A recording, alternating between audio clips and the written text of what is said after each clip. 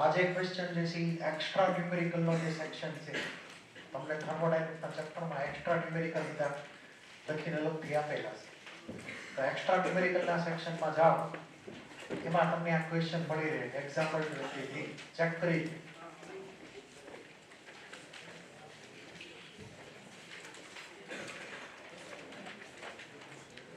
જે લોકો નો આવ્યો હોય ખાલી અનુકૂળતા ઘરે જઈને જોઈ લે એક્સ્ટ્રા ન્યુમેરિકલ ના સેક્શનમાં ઈશ મળી ગયો હવે આ જે ક્વેશ્ચન છે બહુ ટિપિકલ છે એનું કારણ તમને હમણાં ક્લિયર થઈ ગયું છે કે આપણને જે પૂછ્યું છે બધા વાંચો એકવાર લેટ આપણે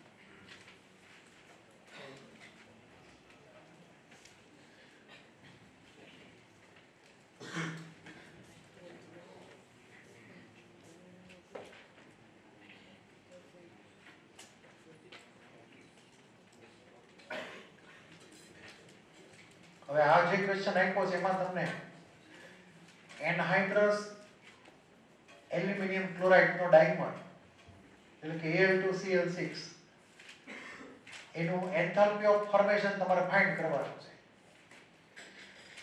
તો મને ટાર્ગેટ ઇક્વેશન કયો શું થાય બોલેલા ટાર્ગેટ ઇક્વેશન બોલ આનો ટાર્ગેટ ઇક્વેશન બોલ Al2Cl6 નો કેવી રીતે ફોર્મ થશે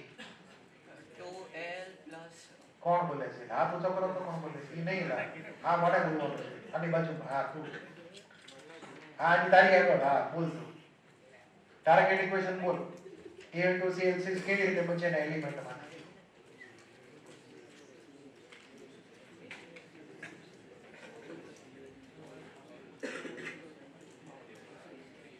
એલિમેન્ટમાંથી બનાવવાનું છે Al2Cl6 કયું લખીશ target equation okay 2 aluminium condition કઈ એની સોલિડ બરાબર પ્લસ 3Cl2 ગેસ એમાંથી શું બન્યું Al2Cl6 એ સોલિડ સ્ટેટમાં ઓકે તો આ આપણો ટાર્ગેટ ઇક્વેશન છે ટાર્ગેટ ઇક્વેશનમાં ટોટલ 3 જણા છે એટલે આપણે ઇક્વેશન આપ્યા છે 4 તો આમાં તમારે ભૂલ થવાની સંભાવના રહે છેતરાતા નહીં જ્યારે પણ તમને આવો કેસ આપેલો હોય કે ટાર્ગેટ ઇક્વેશનમાં જેટલા વેરિયેબલ હોય એની કરતા નંબર ઓફ ઇક્વેશન્સ વધારે હોય તો છેતરાવાના ચાન્સ 1000% છે ક્લિયર આની પહેલાના જે આપણે આવા ન્યુમેરિકલ કર્યા હતા એમાં જેટલા ટોટલ વેરિયેબલ હોય કોઈ ટાર્ગેટ ઇક્વેશન ની અંદર એટલા જ તમને કેમિકલ ઇક્વેશન આપેલા હોય અથવા તમને એવા ડેટા આપેલા હોય અહીંયા નંબર ઓફ ઇક્વેશન્સ મોર છે તો આવા ક્વેશ્ચનમાં ધ્યાન રાખવાનું હવે આપણે એને હવે ટાર્ગેટ ઇક્વેશનમાં આપણે અહીંયા જોઈએ છે 2 એલ્યુમિનિયમ સોલિડ તો 2 એલ્યુમિનિયમ સોલિડ જો આમાંથી કઈ જગ્યાએ સોલિડ એલ્યુમિનિયમ સોલિડ આવે પહેલા ઇક્વેશનમાં તો આપણે એઝ ઇટ ઇઝ મૂકી દેવાનું પહેલું રિએક્શન જે છે તો ટાર્ગેટ ઇક્વેશન જે છે ટાર્ગેટ ઇક્વેશન ઇક્વલ ટુ આને હું એઝ ઇટ ઇઝ લઈશ બરાબર છે R1 તરીકે કેમ કે મને સીધો 2 એલ્યુમિનિયમ સોલિડ મળશે પછી આ 3Cl2 છે તમારે આને શું કરવાનું 3 થી કરવાનો મલ્ટીપ્લાય કેમ કે Cl2 ગેસ અહીંયા Cl2 ગેસ સમજો આ ભૂલ છે સુધાર નાખજો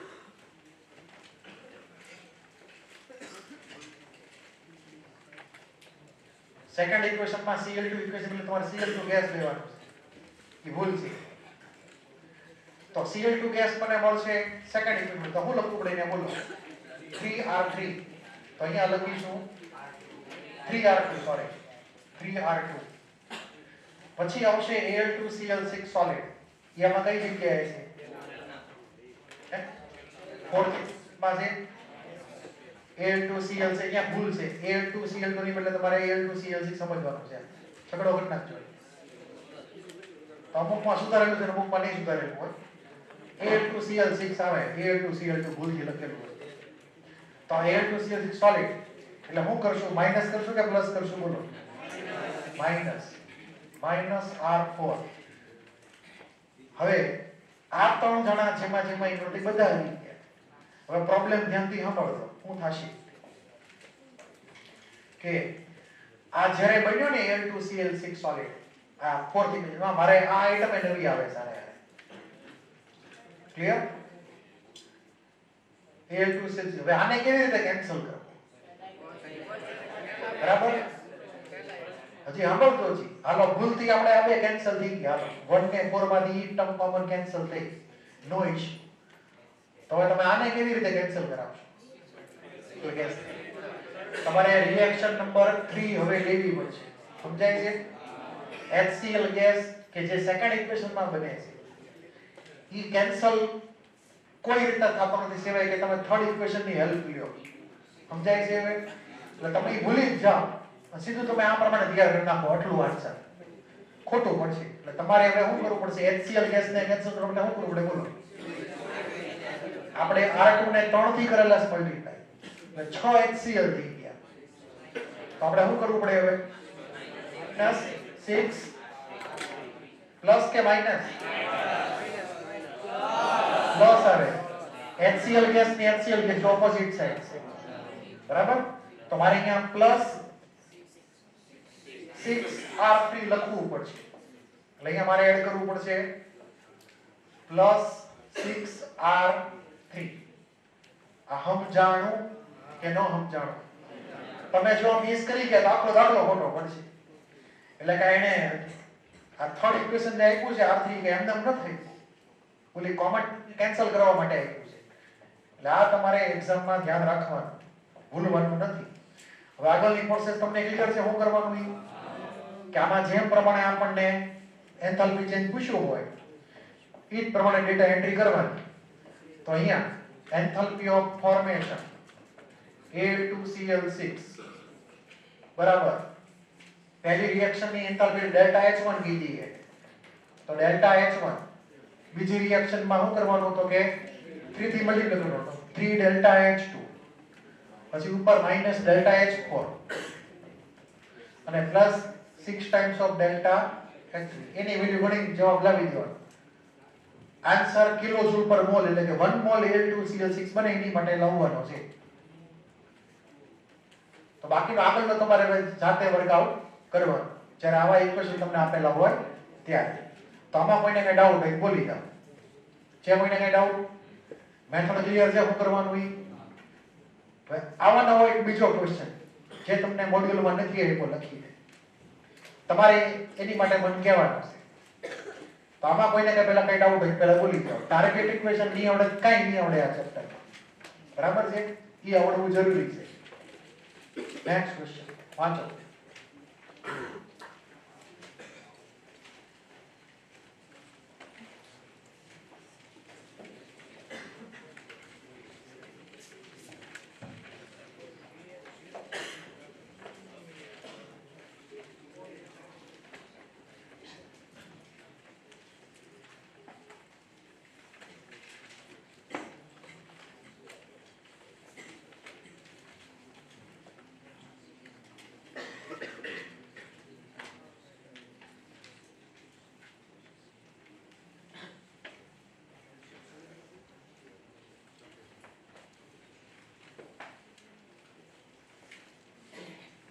ક્વેશ્ચન લખવાની ઉતાવળ નહીં કરતા. આવો સિમિલર ક્વેશ્ચન એક્ઝામમાં ગમે ત્યારે આવી શકે. મારે ખાલી અહીંયા વેલ્યુ તે હારી મૂકવાની રહે 100 200 300 બરાબર ફટાફટ કેલ્ક્યુલેટ થાય. અત્યારે ભલે પોઈન્ટમાં આપી દે, તમારે પોઈન્ટની વેલ્યુ ધ્યાનમાં લેવાની નથી. તમને એની મેથડ ખબર હોવી જોઈએ. ક્લિયર? આવો પ્રશ્ન હું એક્ઝામમાં કન્ફર્મ પૂછી શકાય આ ટાઈપનો.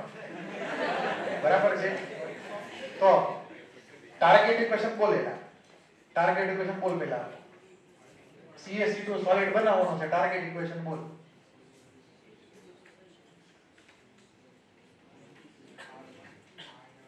ટાર્ગેટ ઇક્વેશન બોલવાનું છે શું થશે પહેલું આપણે હું ફાઇન્ડ કરવાનું છે એનું ઇક્વેશન છે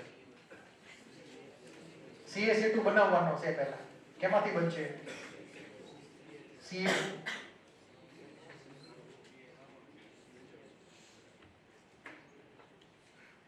ટાર્ગેટ ઇક્વેશનમાં જે તે કમ્પાઉન્ડને અહીંયા જે કીધું છે એન્થાલ્પી ઓફ ફોર્મેશન એલિમેન્ટમાંથી બનાવવાનો હોય કેવી રીતે બનાવીશ બોલ CaC2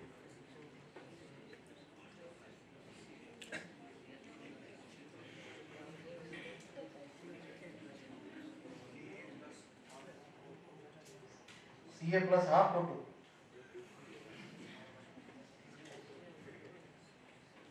બોલે વચ્ચે પહેલી ઓકે એટલે ટાર્ગેટ ઇક્વેશન તો આવડવું જોઈએ તો આપણે જેડબલ્યુ એડવાન્સ ના ક્લાસમાં બેઠા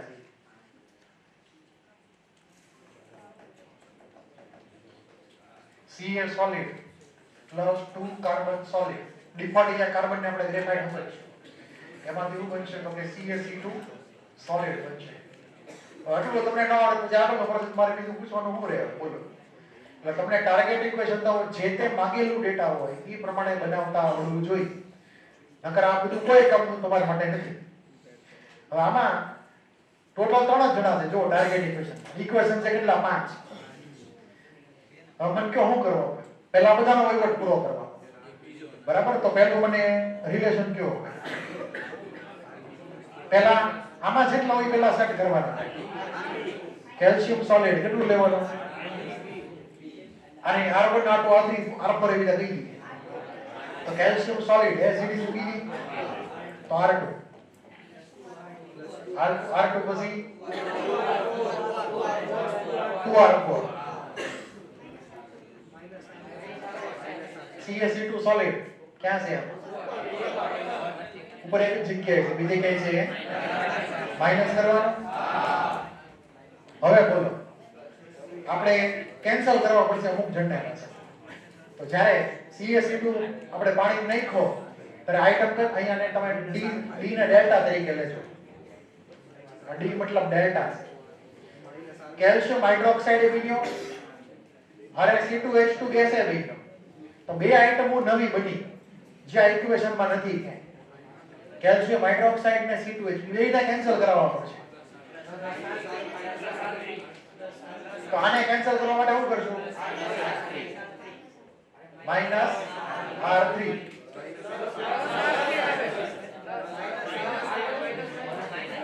ઓકે આપણે ઓલરેડી R1 ને માઈનસ માં લઈ ગયા તો આપણે સીધો એને પ્લસ કરવો પડશે ક્લિયર સમજ પડી નકર ભૂલ થશે એક્ઝામ્પલ તો અહીંયા સીધું +R3 આપણે લખવું પડે હવે +R3 લખીએ એટલે કેલ્શિયમ હાઇડ્રોક્સાઇડ થી ઉપર વાળી એને કેન્સલ થઈ જશે હવે કેન્સલ કરાવવાનો છે C2H2 ને આપણે આને ઊંધું કરેલું છે યાદ રાખજો બસ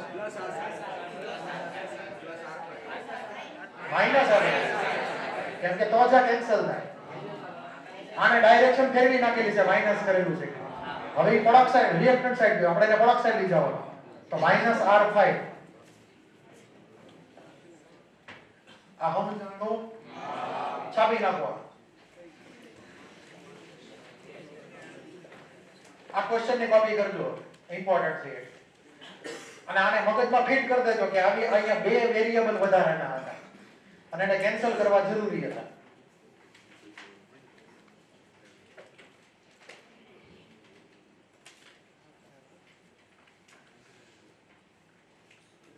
બાકી બધા જે C ને CO2 વોટર એની મળે કેન્સલ થઈ જાય ચિંતા નહીં કરતા અહીંયા CO2 વોટર છે જો છે ને ઈ વધારાના છે ઘણા બધા પણ એની મળે કેન્સલ થઈ ગયા આપણે કેલ્શિયમ હાઇડ્રોક્સાઇડ ને બધાને કેન્સલ કરાવ્યા કેમ કે બધા રિએક્શન નો ઉપયોગ આવી ગયો R1 R2 R3 એક પણ બાકી નથી રહી ગયો એક પણ બાકી રહી જાય તો એને ફરીવાર રીચેક કરી લેવા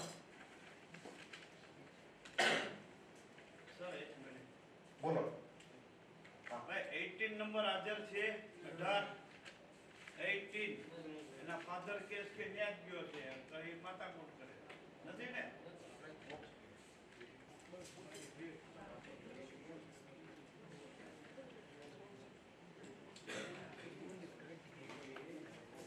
એક્ઝામમાં ક્વેશ્ચન પૂછાય ધ્યાન રાખવાનું. બરાબર, હું તમને આને આ પ્રશ્ન પૂછી શકું વેલ્યુ બદલી તો તમને એમાં પછી એવું યાદ આવશે આ સિક્વન્સ આને આ નહીં રહે, પછી સિક્વન્સ આમ કેમ થઈ ગઈ છે એટલે ગોખી નહીં આવતા પાછા.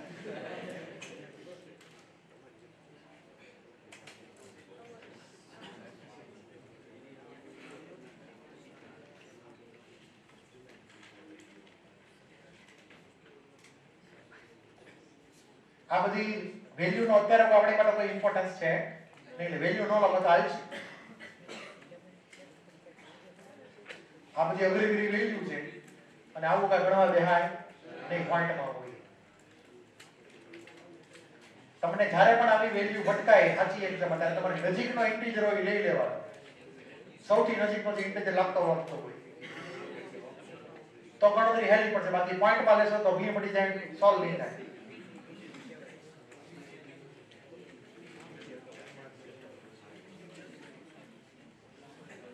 બોલો આ H2O લિક્વિડ હમો છો ને ભૂલ થઈ ગઈ લખે થોડી મિસ્ટેક રહે. તમે તો હોશિયાર સમજાવે, તમે તો આવડે છે. H2O લિક્વિડ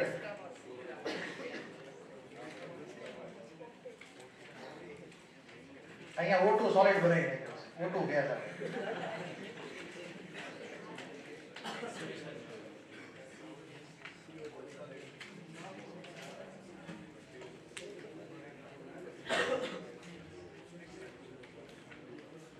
અહીંયા છે ને આને કેલ્શિયમ હાઇડ્રોક્સાઇડ સોલિડ બનાવ્યો છે, એ ખરેખર ઇક્વિયસ લેવાનું.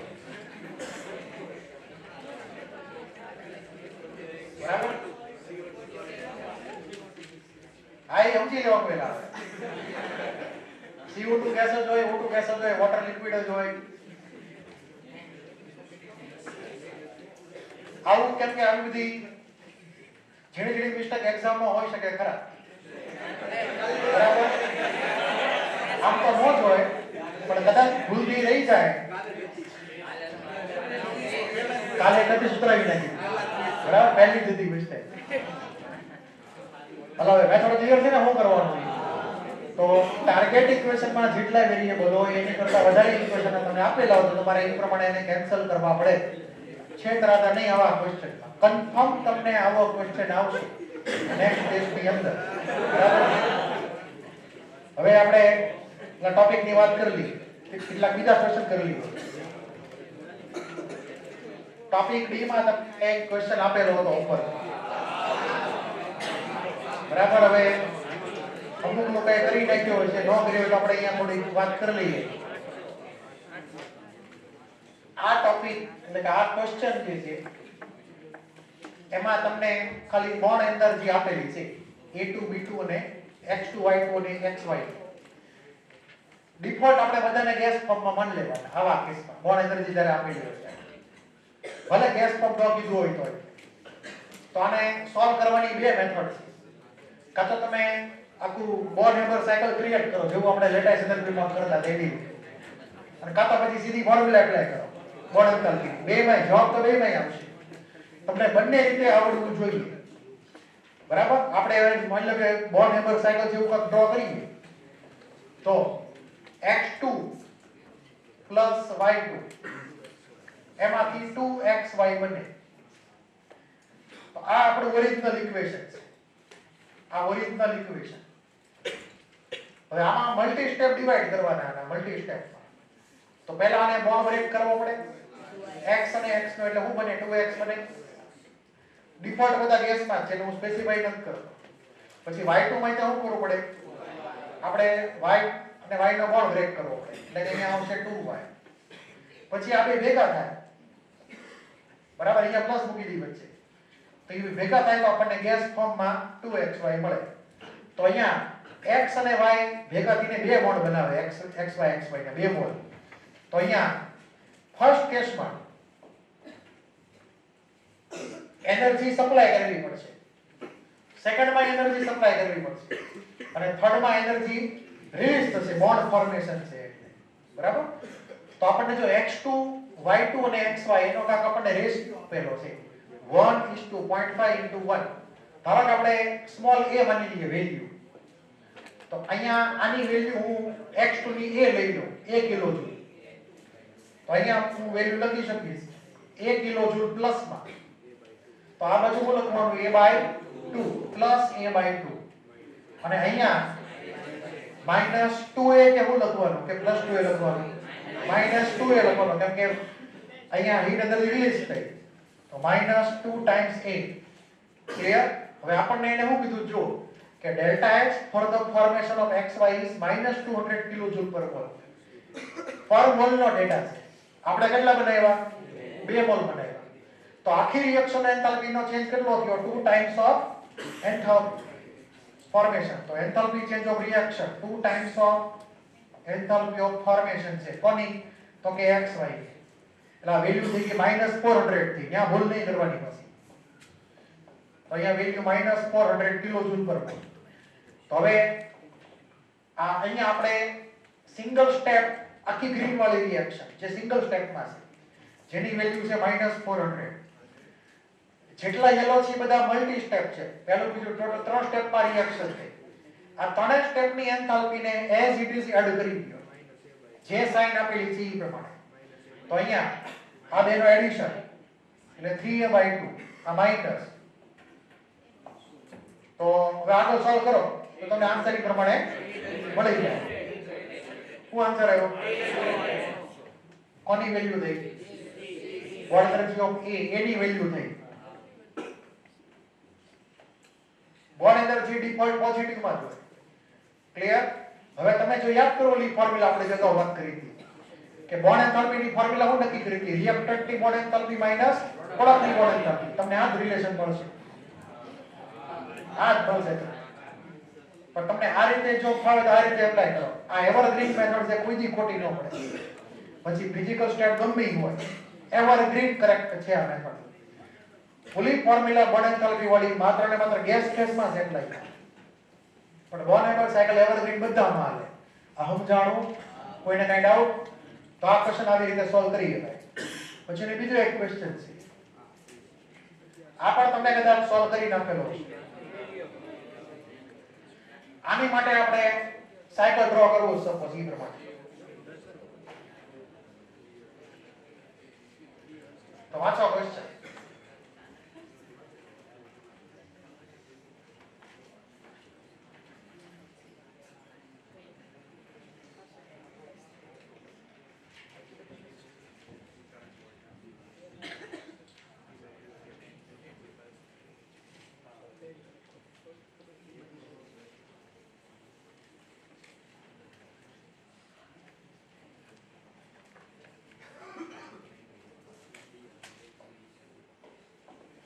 તો એમોનિયાનું ફોર્મેશન કરવાનું N2 ને H2 માંથી.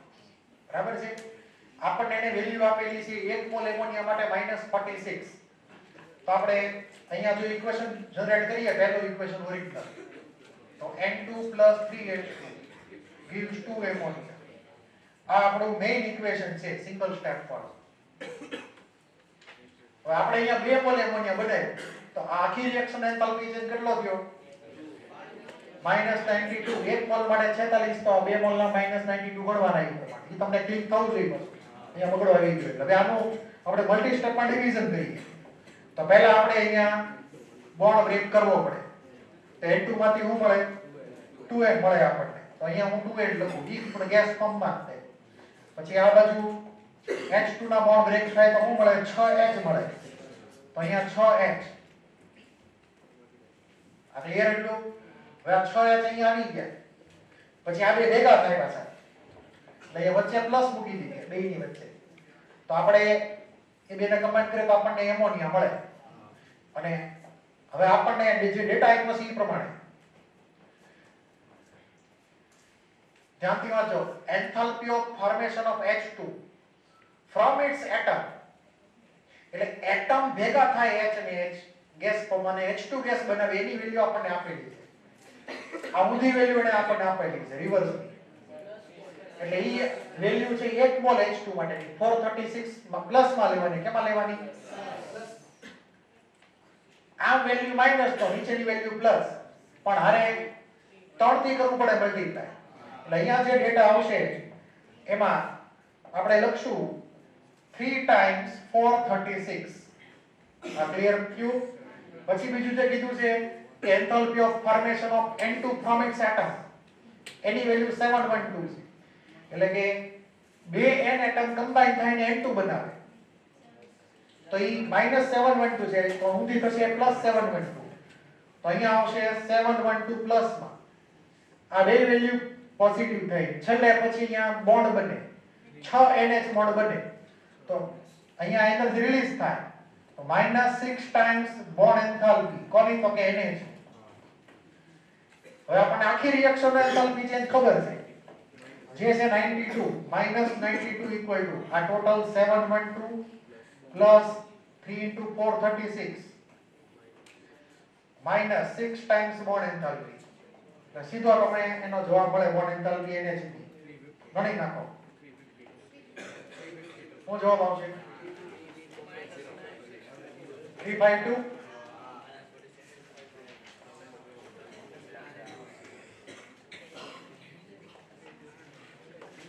આ મેથડ ક્લિયર છે બધાને?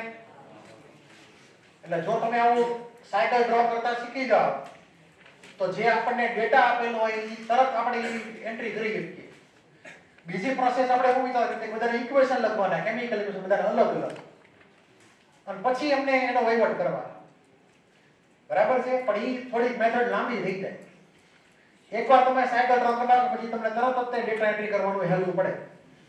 તો તમારે આને ફર્સ્ટ પ્રાયોરિટી આપવાની, બાકી બધી મેથડમાં સેકન્ડ પ્રાયોરિટી. તો કોઈને કઈ ડાઉટ હોય તો બોલી જવા. છે કોઈને કઈ ડાઉટ? એટલું ક્લિયર? નેક્સ્ટ.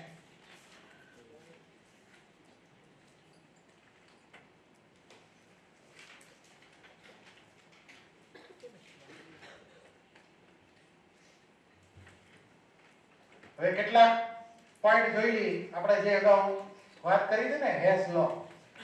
નામ પાડેલું તો હેસ લો હજી ભણવાનું બાકી છે. આ તમારે કન્ટેન્ટ વાંચવાનું બેઠા બેઠા શાંતિથી અનુકૂળતા હમણાં નહીં. Hess law of constant heat summation. બરાબર છે? એનું અહીંયા સીધું સિમ્પલ આપણે અહીંયા સમજી છે. તો માની લો કે આ A B C છે 3 જણા. A માંથી B માં જવું છે વાયા પાથ 1. બરાબર? પછી વાયા C થઈને જવું તો પાથ 2. તો A થી B પહોંચવાના બે અલગ અલગ પાથ હોઈ શકે. ડાયરેક્ટ અથવા વાયા થઈને જવાનું. તો ડિસ્પ્લેસમેન્ટ તો હરખું જ અલગ અલગ રહે. બોલો કેવું રહે? હરખું જ રહે. તો ડિસ્પ્લેસમેન્ટ કોની ઉપર ડિપેન્ડ કરે? ઇનિશિયલ પોઈન્ટ ને ફાઇનલ પોઈન્ટ ઉપર. પાથ ઉપર ડિપેન્ડ કરે નહીં. તો એન્થાલ્પી ચેન્જ હોય કે એન્ટ્રોપી ચેન્જ હોય. આ ક્લિયર? આ બધી જ જે છે ઈ એવી પ્રોપર્ટી છે જે ડિપેન્ડ કરે માત્ર ઇનિશિયલ પોઈન્ટ ને ફાઇનલ પોઈન્ટ ઉપર. Independent of path. તમે સિંગલ સ્ટેપમાં જાઓ, 2 સ્ટેપમાં જાઓ, ડઝન્ટ મેટર. ઓકે? તો અહીંયા એન્થાલ્પી નો ચેન્જ હરખો જ રહેવાનો છે કોઈ પણ કેસમાં. તો આપણને અહીંયા પાથ 1 નો એન્થાલ્પી ચેન્જ ડેલ્ટા H આપેલો છે. તો બાકીના ACB જઈએ તો ડેલ્ટા H1 ને ડેલ્ટા H લાભે હરખા જ થાય. એવું અહીંયા ફોટામાં આપણને કહેવા માંગે છે. અહીંયા તમને કેવી એક રિએક્શન લખીને આપેલી છે કે કાર્બનમાંથી CO2 બનાવો છે તો ડાયરેક્ટ જ જઈએ ભાઈ, અથવા વાયા કાર્બન મોનોક્સાઇડ જઈએ ભાઈ. એ પ્રમાણે અહીંયા એને કઈ ઇક્વેશન આપેલા છે. અહીંયા આપણે કરેક્શન એવું લાગે કરી નાખશું. તમારી મોડ્યુલમાં ચેક કરી લો. અહીંયા જો હાફ નહીં લખેલું હોય. લખેલું હોય તો કઈ વાંધો નથી.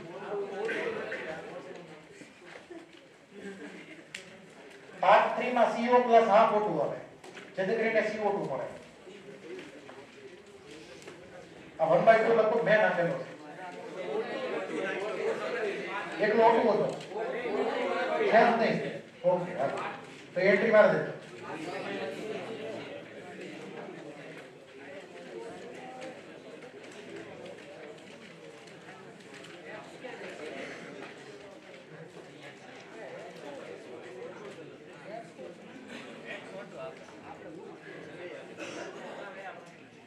મળી ગયું ને?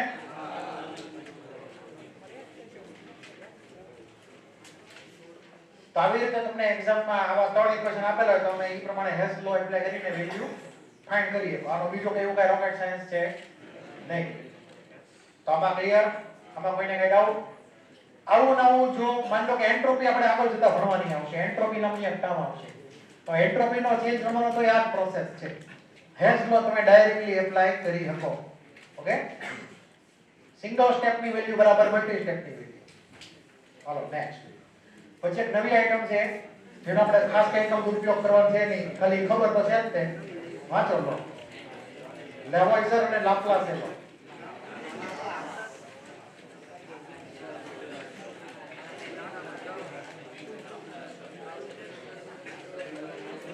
વાતું બંધ.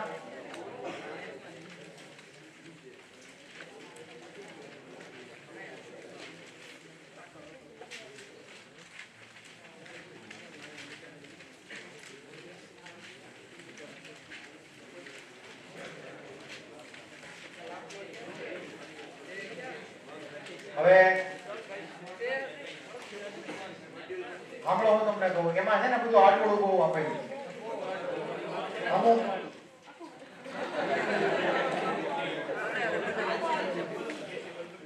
એ થર્મોકેમિસ્ટ્રી નું જે સેક્શન જે છે એમાં અડધી વાર્તા શરૂઆતમાં કરેલી છે, અડધી વાર્તા ઓલા સમરી સેક્શનમાં. થોડું ગોઠવણી એની બરાબર છે નહીં. ક્લિયર? ડબલ જગ્યાએ એન્થાલ્પીની વાત કરી એટલે તમને એ અમુક પોઈન્ટ અમુક જગ્યાએ મળશે, બાકી બધા સમરી વાળા સેક્શનમાં મળશે. બરાબર છે?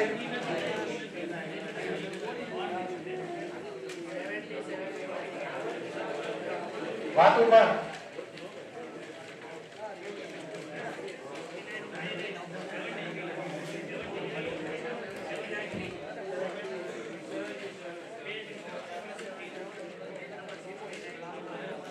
કયો પેજ? પેજ નંબર 77 કયું મીડિયમ? ઇંગ્લિશમાં. બાકી ગુજરાતી વાળા તો પૂછી નાખતા હજી વળી ઉપર.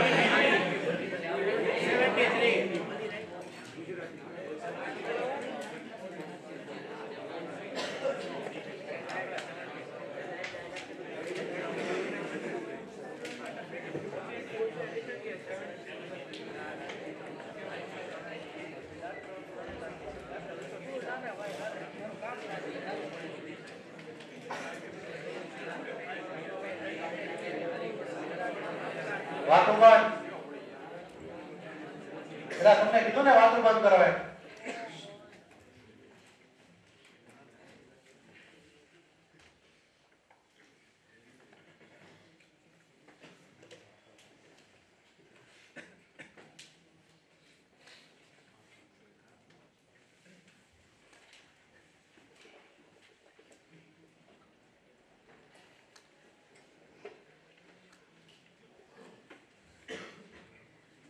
આ તો ખાલી એન્થાલ્પી ઓફ ફોર્મેશન જે છે અને એન્થાલ્પી ઓફ ડીકમ્પોઝિશન એનો રિલેશન ખાલી આપણને પૂછેલો છે. તો પહેલી રિએક્શનમાં CO2 નું ફોર્મેશન એની વેલ્યુ છે -393.5. રિવર્સ રિએક્શનમાં CO2 જે છે એનું ડીકમ્પોઝિશન થાય એટલે CO2 માંથી કાર્બન અને ઓક્સિજન છૂટા પડી જાય. તો એન્થાલ્પી ઓફ ડીકમ્પોઝિશન ની વેલ્યુ જે છે એ એન્થાલ્પી ઓફ ફોર્મેશન ની નેગેટિવ થાય. ન્યુમેરિકલી હરકી જ રહે, ખાલી પ્લસ માઈનસ સાઇન નો ડિફરન્સ થાય. એને લોકોએ નામ પાડેલું છે લેવોઇઝર અને લાપ્લાસ લો. બાકી બીજું કઈ માં રોકેટ સાયન્સ એની આપણે ગણિતની જગ્યાએ હું એપ્લાય કરેલું છે, રિએક્શન નથી કરતી. હવે કેટલી લેટાઇસ એન્થાલ્પી આપણે અગાઉ કેમિકલ બોન્ડિંગમાં મેં તમને વાત કરી લીધી. બરાબર? એ તમારે ટોપિક આખો લેટિસ એન્થાલ્પીનો વાંચવાનો મોડ્યુલમાં જેમ કીધો છે એ પ્રમાણે આખી ડિસ્કશન મેં અગાઉ કરી લીધી, રિપીટ નથી કરતો. ભલે તમને આવું એક આપણે ટેબલ ડ્રો કરી તો યાદ હોય.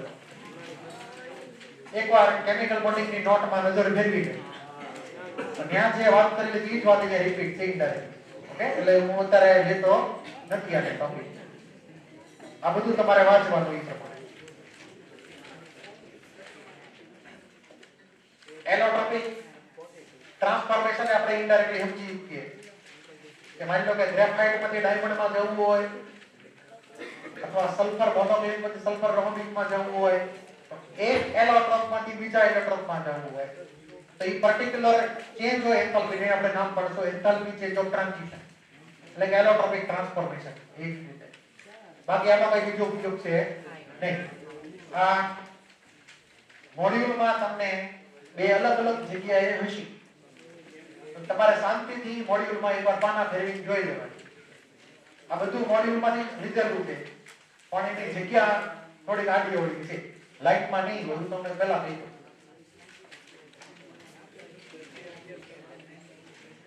મળી ગયું? આડું અવળું છે. પછી એન્થાલ્પી ઓફ ફ્યુઝન થોડીક ડિટેલમાં ચર્ચા કરેલી છે. એક્સ્ટ્રા સેક્શનમાં કદાચ સમરી વાળામાં કદાચ હોય તો મેઇન રિએક્શનમાં કદાચ નહીં આપેલું હોય તો તમે જોઈ લેજો તમારી રીતે પૂછતા. હવે એન્થાલ્પી ઓફ ફ્યુઝન આપણે લાસ્ટ ટાઈમ તો વાત કરી લીધી પણ એમાં જે નવું છે હું તમને વાત કરી દઉં અગત્યની છે કે એન્થાલ્પી ઓફ ફ્યુઝનમાં આપણે વાત કરી હતી કે મેલ્ટિંગ પોઈન્ટ વખતે મેલ્ટિંગ પોઈન્ટ ધ્યાનમાં લેવાનું ટૂંકમાં છે તે સબસ્ટન્સનું મેલ્ટ કરવા હાટું એટલે કે એમાં ટેમ્પરેચર છે એનું કોન્સ્ટન્ટ બરાબર છે. પછી ટેમ્પરેચર કોન્સ્ટન્ટ રહે એનું પ્રેશર છે સ્પેસિફાઈડ હોય કેમ કે અલગ અલગ પ્રેશરે મેલ્ટિંગ પોઈન્ટ અલગ અલગ આવે જનરલ કેસમાં. આખી વાર્તા તમારે વાંચવાની. હવે એન્થાલ્પી ઓફ ફ્યુઝન બીજી જગ્યાએ પણ આપેલું છે. બે અલગ અલગ જગ્યાએ એન્થાલ્પી ઓફ ફ્યુઝન છે, આગળ પાછળ બે જગ્યાએ. હવે એમાંથી આ એન્થાલ્પી ઓફ ફ્યુઝન ઇન્ડિકેટ શું કરે છે એની વાત કરી લઈએ. ધારો કે આપણી આગળ આ ત્રણ સોલિડ છે. આપણે સપોઝ O2 સોલિડ બનાવ્યો, H2S નો સોલિડ બનાવ્યો અને CCl4 નો સોલિડ બનાવ્યો. આ એના સ્ટાન્ડર્ડ ફિઝિકલ સ્ટેટ છે નહીં પણ સોલિડ ફોર્મમાં લાવી શકાય ટેમ્પરેચર ડિક્રીઝ કરીને અને પ્રેશર ઇન્ક્રીઝ કરીને. તો આ ત્રણેય ત્રણમાં ડાયપોલ મોમેન્ટ કેવી છે? 0. તો કયો ફોર્સ છે? ડિસ્પર્ઝન ફોર્સ.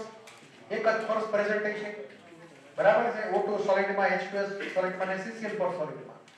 તો જો only force present is dispersion force તો કોનું મેલ્ટિંગ પોઈન્ટ વધારે છે બોલો? જેનો મોલર માસ વધારે એનો મેલ્ટિંગ પોઈન્ટ વધારે. તો O2 માં 32 મોલર માસ છે, H2S નો મોલર માસ 34 છે, CCl4 થોડું ઘણું બધું વધારે છે પ્રમાણે. તો આ ત્રણેયનો તમને એક્ઝામમાં મેલ્ટિંગ પોઈન્ટ નો ઓર્ડર પૂછે અથવા તો તમને પૂછે એન્થાલ્પી ઓફ ફ્યુઝન નો ઓર્ડર શું થાય, કોની વધારે કોની ઓછી વેલ્યુ. તો આપણે અહીંયા જો ડેટા જોઈએ તો આમાં O2 ની વેલ્યુ તમને આપેલી છે 0.45 કિલોજૂલ. O2 સોલિડ ને મેલ્ટ કરો O2 લિક્વિડમાં. પછી H2S સોલિડ ની તમને વેલ્યુ આપેલી છે થોડી વધારે +2.0 કેમ કે વેલ્યુ વધી ગઈ, મોલર માસ વધી ગયું એટલે.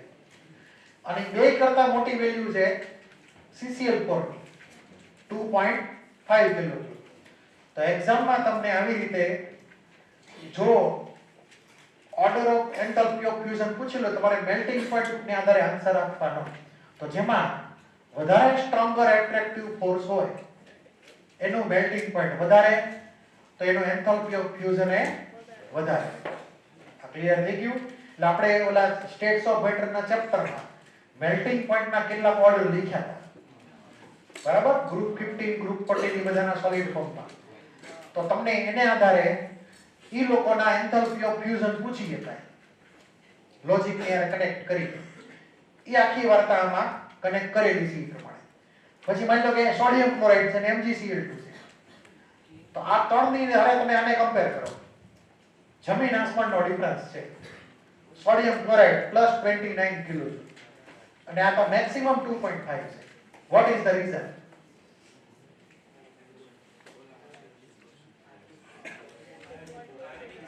સોલિડ NaCl ની અંદર આયન એટ્રેક્શન હોય, હાચો કેમિકલ બોન્ડ હોય. વીક ફોર્સ નથી, આખો બોન્ડ જ છે સ્ટ્રોંગ બોન્ડ આયનિક બોન્ડ એટલે એની વેલ્યુ બહુ મોટી વધારે આવે એટલે કે એનું મેલ્ટિંગ પોઈન્ટ બહુ ઊંચું હોય છે કમ્પેરેટિવલી. NaCl ની MgCl2 આપણે વાત કરી હતી કેમિકલ બોન્ડિંગ વખતે કે ક્લોરીન જે છે Cl- ક્લોરાઇડ આયન એ ઇઝીલી પોલરાઇઝેબલ છે. તો જ્યારે પોલરાઇઝેશન ડોમિનન્ટ હોય ત્યારે આપણે કયો રૂલ એપ્લાય કર્યો હતો?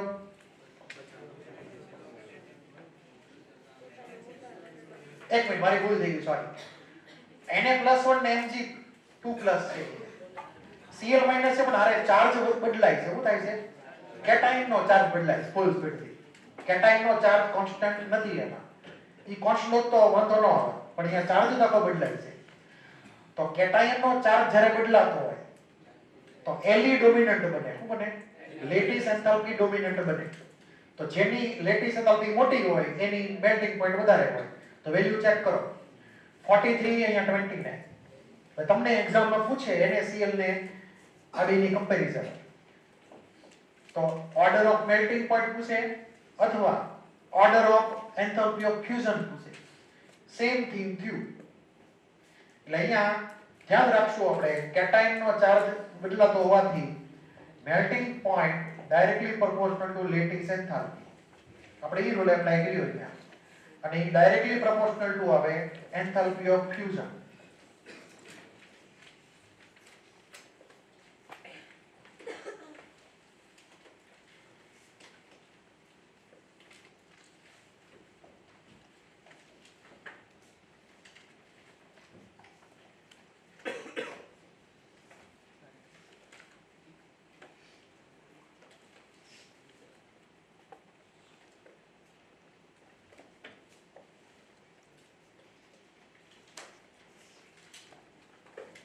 તો આમાં કોઈને કઈ ડાઉટ? તો આ એન્થાલ્પી ઓફ ફ્યુઝન ની વાત હતી. પછી આવશે એન્થાલ્પી ઓફ વેપોરાઇઝેશન. એમાં પણ તમને બે અલગ અલગ જગ્યાએ એનું ડિસ્કશન કરેલું છે. પહેલા સાદું ડિસ્કશન, દેશી પછી વિદેશી. અહીંયા આખી વાર્તા લખેલી છે વેપોરાઇઝેશન. આપણે અગાઉ પણ સમજી ગયેલા છે કે બોઇલિંગ પોઈન્ટ વખતે આપણે ડેટા કલેક્ટ કરીએ બધો. ટેમ્પરેચર રાખવાનું બોઇલિંગ પોઈન્ટ વાળું. પ્રેશરમાં ચેન્જ થાય તો બોઇલિંગ પોઈન્ટ બદલાય. એટલે પ્રેશર ડિફોલ્ટ 1 bar કે 180. બરાબર? આ ડેટા જે લખેલું છે બહુ અગત્યનું છે કે એન્થાલ્પી વેપોરાઇઝેશન ઇન્ડિકેટ શું કરે છે? લિક્વિડ ફોર્મ હોય એને ગેસ ફોર્મમાં કન્વર્ટ કરી દો. લિક્વિડ ફોર્મમાં જે એટ્રેક્ટિવ ફોર્સિસ જો વધારે હોય તો આપણે વધારે એનર્જી આપવી પડે એને બોઇલ કરવાનું. એટલે કે એનું બોઇલિંગ પોઈન્ટ વધારે હોય. તો જેના બોઇલિંગ પોઈન્ટ વધારે એનું એન્થાલ્પી ઓફ વેપોરાઇઝેશન વધારે. એટલે boiling point proportional to strength of weak force અથવા van der Waals forces અને proportional to enthalpy of vaporization.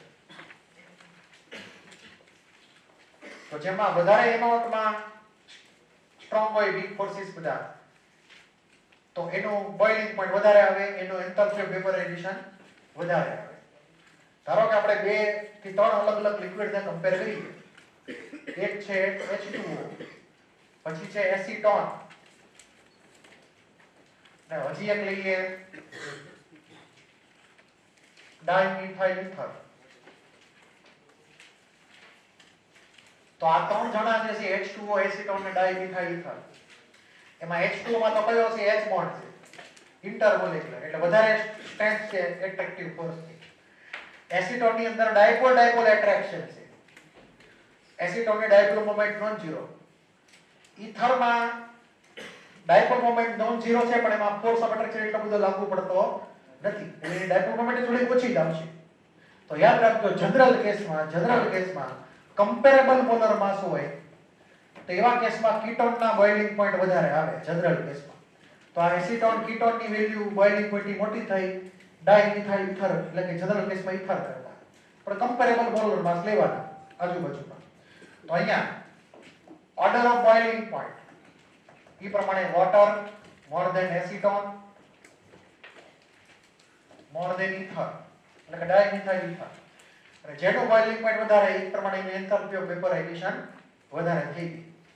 Example પૂછીએ.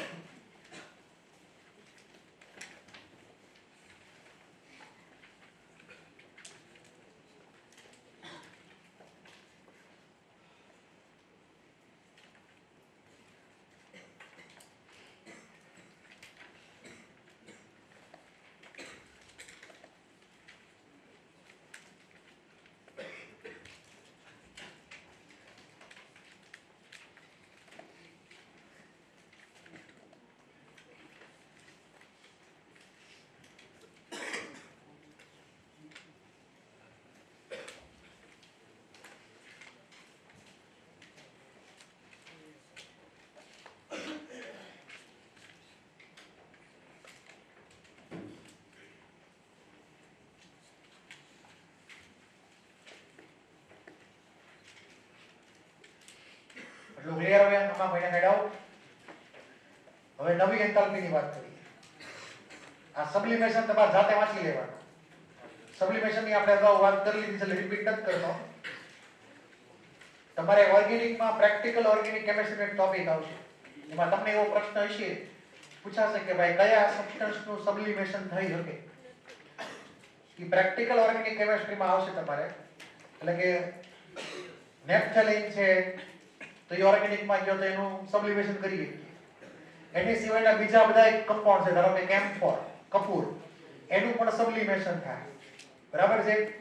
પછી ઇનઓર્ગેનિકમાં જાઓ તો I2 સોલિડમાંથી I2 ગેસ બને સબ્લિમેશન થઈને. પછી એમોનિયમ ક્લોરાઇડ છે.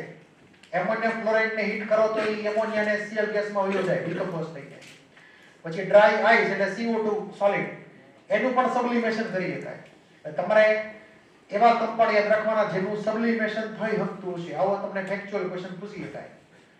આપણે આની વાત કરી હતી પ્રમાણે, એમાં અગાઉ વાત કરી પ્રમાણે સબ્લિમેશન એન્થાલ્પી એટલે ઇનડાયરેક્ટલી ફ્યુઝન પ્લસ વેપોરાઇઝેશન નો સમ થઈ ગયો. એ આપણે લાસ્ટ લેક્ચરમાં વાત કરી ગયા હતા. ખાલી એક ડાયાગ્રામ તમે અનુકૂળતા નજર ફેરવી લેજો. બરાબર છે. આપણે વાત અગાઉ ડિસ્કસ કરી લીધી છે. આનું એક્ઝામ્પલ. હવે આપણે વાત કરીએ નવા ટોપિક અને નવી એન્થાલ્પીની ટૂંકમાં. Enthalpy of vaporisation, sorry, enthalpy of હાઇડ્રોજનેશન.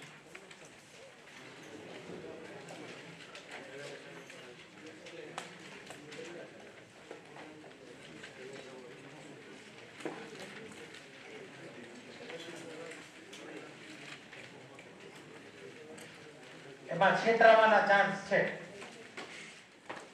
એટલે ધ્યાન આપજો, ઇમ્પોર્ટન્ટ છે.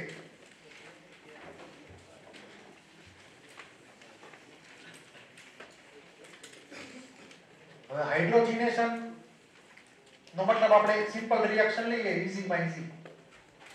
ધારો કે અહીંયા એક રિએક્શન ઇમેજિન કરો, CH2 ડબલ બોન્ડ CH2 એટલે કે ઇથિન લીધો આપણે. ઇથિન ની એડિશન રિએક્શન થઈ H2 સાથે. કોઈ કેટાલિસ્ટ વાપરી શકાય, નિકલ કે એવું કાંઈક વાપરી શકાય કેટાલિસ્ટ તરીકે. તો માની લો કે નિકલ પેલેડિયમ પ્લેટિનમ ની પ્રેઝન્સમાં આપણે જનરલી આ ત્રણમાંથી કોઈ હોય તો નિકલ પેલેડિયમ પ્લેટિનમ કેટાલિસ્ટ ની પ્રેઝન્સમાં આપણે ઇથિન અને H2 ની વચ્ચે રિએક્શન કરે તો આપણને C2H6 મળે, ઇથેન. તો આ જે પ્રોસેસ થઈ એમાં હાઇડ્રોજનેશન ઇન્વોલ્વ છે. આ પાઈ બોન્ડ બ્રેક થઈ ગયો બે કાર્બનનો અને એમાં H અને H બંને કાર્બનની હારે જોઈન થઈ ગયા. બરાબર છે. તો આ જે રિએક્શન છે એનો એન્થાલ્પી ચેન્જ આપણે નામ પાડશું enthalpy of hydrogenation. Clear? Enthalpy of hydrogenation. એનો આપણે સિમ્બોલ HYDG એવો શોર્ટમાં લખીએ છીએ. HYDG લખેલું હોય, એકલો HYD નહીં, HYDG. તો લગભગ ઈ હાઇડ્રોજનેશન તમારે એનું અર્થઘટન કરવાનું. હાઇડ્રોજનેશન HYDG. હવે બીજું કે આ જે રિએક્શન થઈ એમાં ડિફોલ્ટ આ વેલ્યુ નેગેટિવ જ આવશે. કેવી હશે? Always negative. આ જે છે એ ઓલવેઝ નેગેટિવ હશે. એટલે કે પ્રોસેસ કેવી થઈ ગઈ? એક્ઝોથર્મિક. તો enthalpy of hydrogenation is always negative, એટલે કે પ્રોસેસ ઇઝ ઓલવેઝ એક્ઝોથર્મિક. એનું કારણ છે કે અહીંયાથી એક પાઈ બોન્ડ બ્રેક થયો કાર્બન કાર્બન. કયો? એક પાઈ બોન્ડ જનરલી વીક હોય. આ ક્લિયર છે? પછી અહીંયાથી એક HH નો બોન્ડ બ્રેક થયો, H અને H નો સિગ્મા બોન્ડ બ્રેક થયો. તો એક પાઈ અને એક સિગ્મા HH વાળો બ્રેક થયો. એમાંથી બે નવા સિગ્મા બોન્ડ CH ના બન્યા, કાર્બન હાઇડ્રોજન ના બે નવા સિગ્મા બોન્ડ બન્યા C2H6 માં. પહેલા 4 હતા એની બદલે 6 હાઇડ્રોજન થઈ ગયા. બે નવા CH બોન્ડ બન્યા. આ ક્લિયર? અને ડબલ બોન્ડ કાર્બન નો કન્વર્ટ થઈ ગયો સિંગલ બોન્ડમાં. તો અહીંયા એક સિગ્મા ને એક પાઈ બ્રેક થઈને બે સિગ્મા મળે. તો ઓવરઓલ તમે હાયર એનર્જી માંથી લોઅર એનર્જી માં ગયા. જો આપણે એનો ગ્રાફ ડ્રો કરીએ, સિમ્પલ જનરલ ગ્રાફ, ધારો કે અહીંયા પોટેન્શિયલ એનર્જી છે એવું માની લઈએ સપોઝ, બરાબર? તો આપણે એવું ઇમેજિન કરવાનું કે અહીંયા હાયર એનર્જી ઉપર ઇથિન છે અને લોઅર એનર્જી ઉપર ઇથેન છે.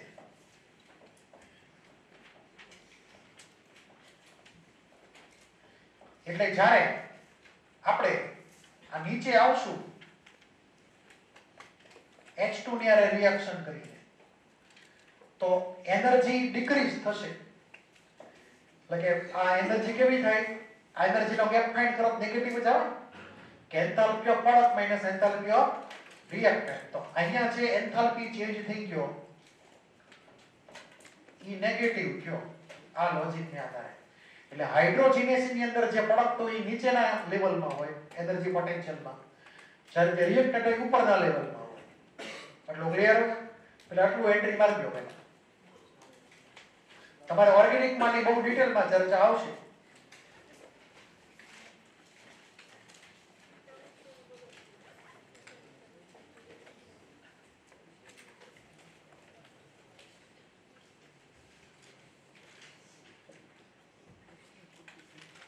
આમાં કોઈને કઈ ડાઉટ?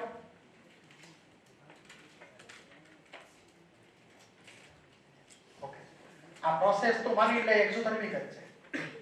તો એક્ઝોથર્મિક પ્રોસેસ હોય તો એમાં એન્થાલ્પી ચેન્જની ફોર્મ્યુલા શું યાદ છે કે summation of enthalpy of product minus summation of enthalpy of reactor. આવી કંઈક ફોર્મ્યુલા હતી. ધારો કે અહીંયા એક વેલ્યુ જે છે તું ઇમેજિન કર લે. ધારો કે આની વેલ્યુ તું લઈ લે -200. આની વેલ્યુ લઈ લે સપોઝ તું -150 સોરી. તો જેમ ઉપર જાવ ને એમ 0 તમે આવો, 0 બાજુ તમે શિફ્ટ થાઓ. એટલે મેં એનર્જી 0 માની નેગેટિવમાં માની લીધી, મતલબ સ્ટેબલ છે ઉપર. પણ આ બેમાંથી કોણ વધારે ડાઉન છે એનર્જીમાં? ઇથેન વધારે ડાઉન છે એનર્જીમાં. તો જ્યારે ઇથિન H2 લેશે, બનાવશે ઇથેન, આ બેની કમ્બાઈન્ડ વેલ્યુ એન્થાલ્પી અને આની વેલ્યુ એનો ડિફરન્સ લેવો નહીં પ્રમાણે પ્રોડક્ટ માઈનસ રિએક્ટન્ટ. તો આપણે એવું માની લઈએ કે આ બેની કમ્બાઈન્ડ વેલ્યુ માની લો કે -150 છે. આ બેની કમ્બાઈન્ડ વેલ્યુ. તો આપણે અહીંયા જો સિમ્પલ ડેટા ઇમેજિન કરીએ તો આ પ્રોડક્ટની વેલ્યુ હતી -200, રિએક્ટન્ટની વેલ્યુ તમે લઈ લો -150, કમ્બાઈન્ડ વેલ્યુ H2 ની હારે ઇથિન ટોટલ કમ્બાઈન્ડ. તો આપણને ફાઇનલ આન્સર કેવો મળ્યો? નેગેટિવ મળ્યો. તો એન્થાલ્પી ઓફ હાઇડ્રોજનેશનમાં દર વખતે નેગેટિવ જ વેલ્યુ આવશે, બરાબર? દર વખતે રિએક્ટન્ટ ઉપર તરફ અને પ્રોડક્ટ નીચે તરફ ગ્રાફમાં હશે. ગ્રાફ હશે potential energy. Okay, sigma bond ને પાઈ બોન્ડ. આટલું પેલા ક્લિયર થઈ ગયું? આમાં કોઈને લખવાનું બાકી હોય બોલી જાઓ. હવે સિગ્મા બોન્ડ પાઈ બોન્ડ ની વાત કરીએ આપણે.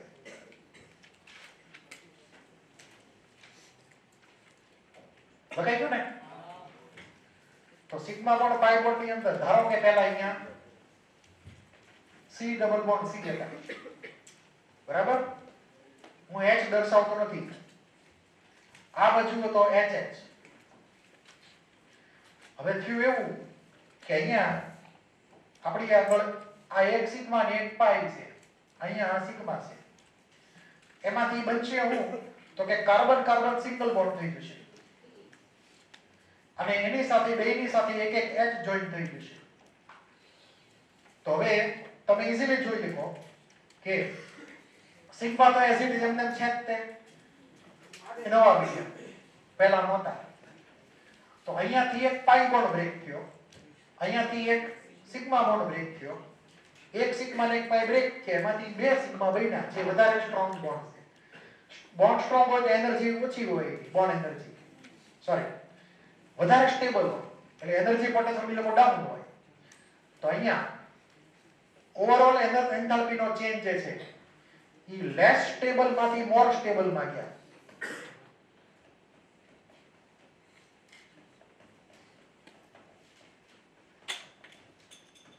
આ બાજુ આવશે મોર સ્ટેબલ. તો લેસર p પોટેન્શિયલ એનર્જી તું સમજો.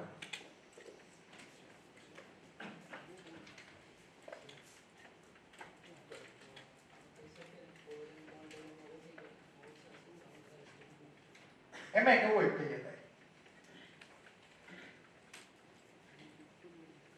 તમે કેમિકલ બોન્ડિંગમાં ભણી ગયા હતા કે જ્યારે ટોટલ નંબર ઓફ પ્રોટોન 14 થી વધારે હોય તો એવા કેસમાં સિગ્મા બોન્ડ સ્ટ્રોંગર હોય અને પાઈ બોન્ડ વીકર હોય. સિગ્મા બોન્ડ એનર્જીમાં ડાઉન હોય અને પાઈ બોન્ડ એનર્જીમાં ઉપર હોય. સિગ્મા 2 પીઝડ ખબર છે તમે ડ્રો કરેલી છે. સિગ્મા 2 પીઝડ ડાઉન, પાઈ 2 px, પાઈ 2 py ઉપર આપણે ડ્રો કરતા હતા. આ જ રીઝન આવ્યું પાછું ફરી. કેમ કે total number of proton more than 14 છે. તો આમાં કોઈને કઈ ડાઉટ હોય તો ભૂલી જાઓ. ક્લિયર એટલે ક્લિયર?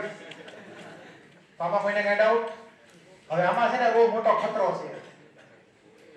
કેમ કે એ તમને ગમે ત્યારે રમાડી જાય આ ટોપિક ની અંદર એન્થાલ્પી ઓફ હાઇડ્રોજનેશનમાં. ધ્યાન રાખવાનું છે. હું જે કહ્યું પ્રમાણે આપણે એક કેસ લઈએ, બે અલગ અલગ, મતલબ કે રિએક્શન હરકી છે પણ ડેટા બે અલગ અલગ છે. તમારે ધ્યાન રાખવાનું છે. ધારો કે આ એક રિએક્શન લઈએ CH2 double bond CH. Clear? આવી એક મેં કમ્પાઉન્ડ લીધો ઓર્ગેનિક. એમાં આને મેં 1 મોલ રાખ્યો. ક્લિયર? આને 1 મોલ લીધો. આના 1 મોલમાં 2 મોલ પાઈ બોન્ડ છે ટોટલ.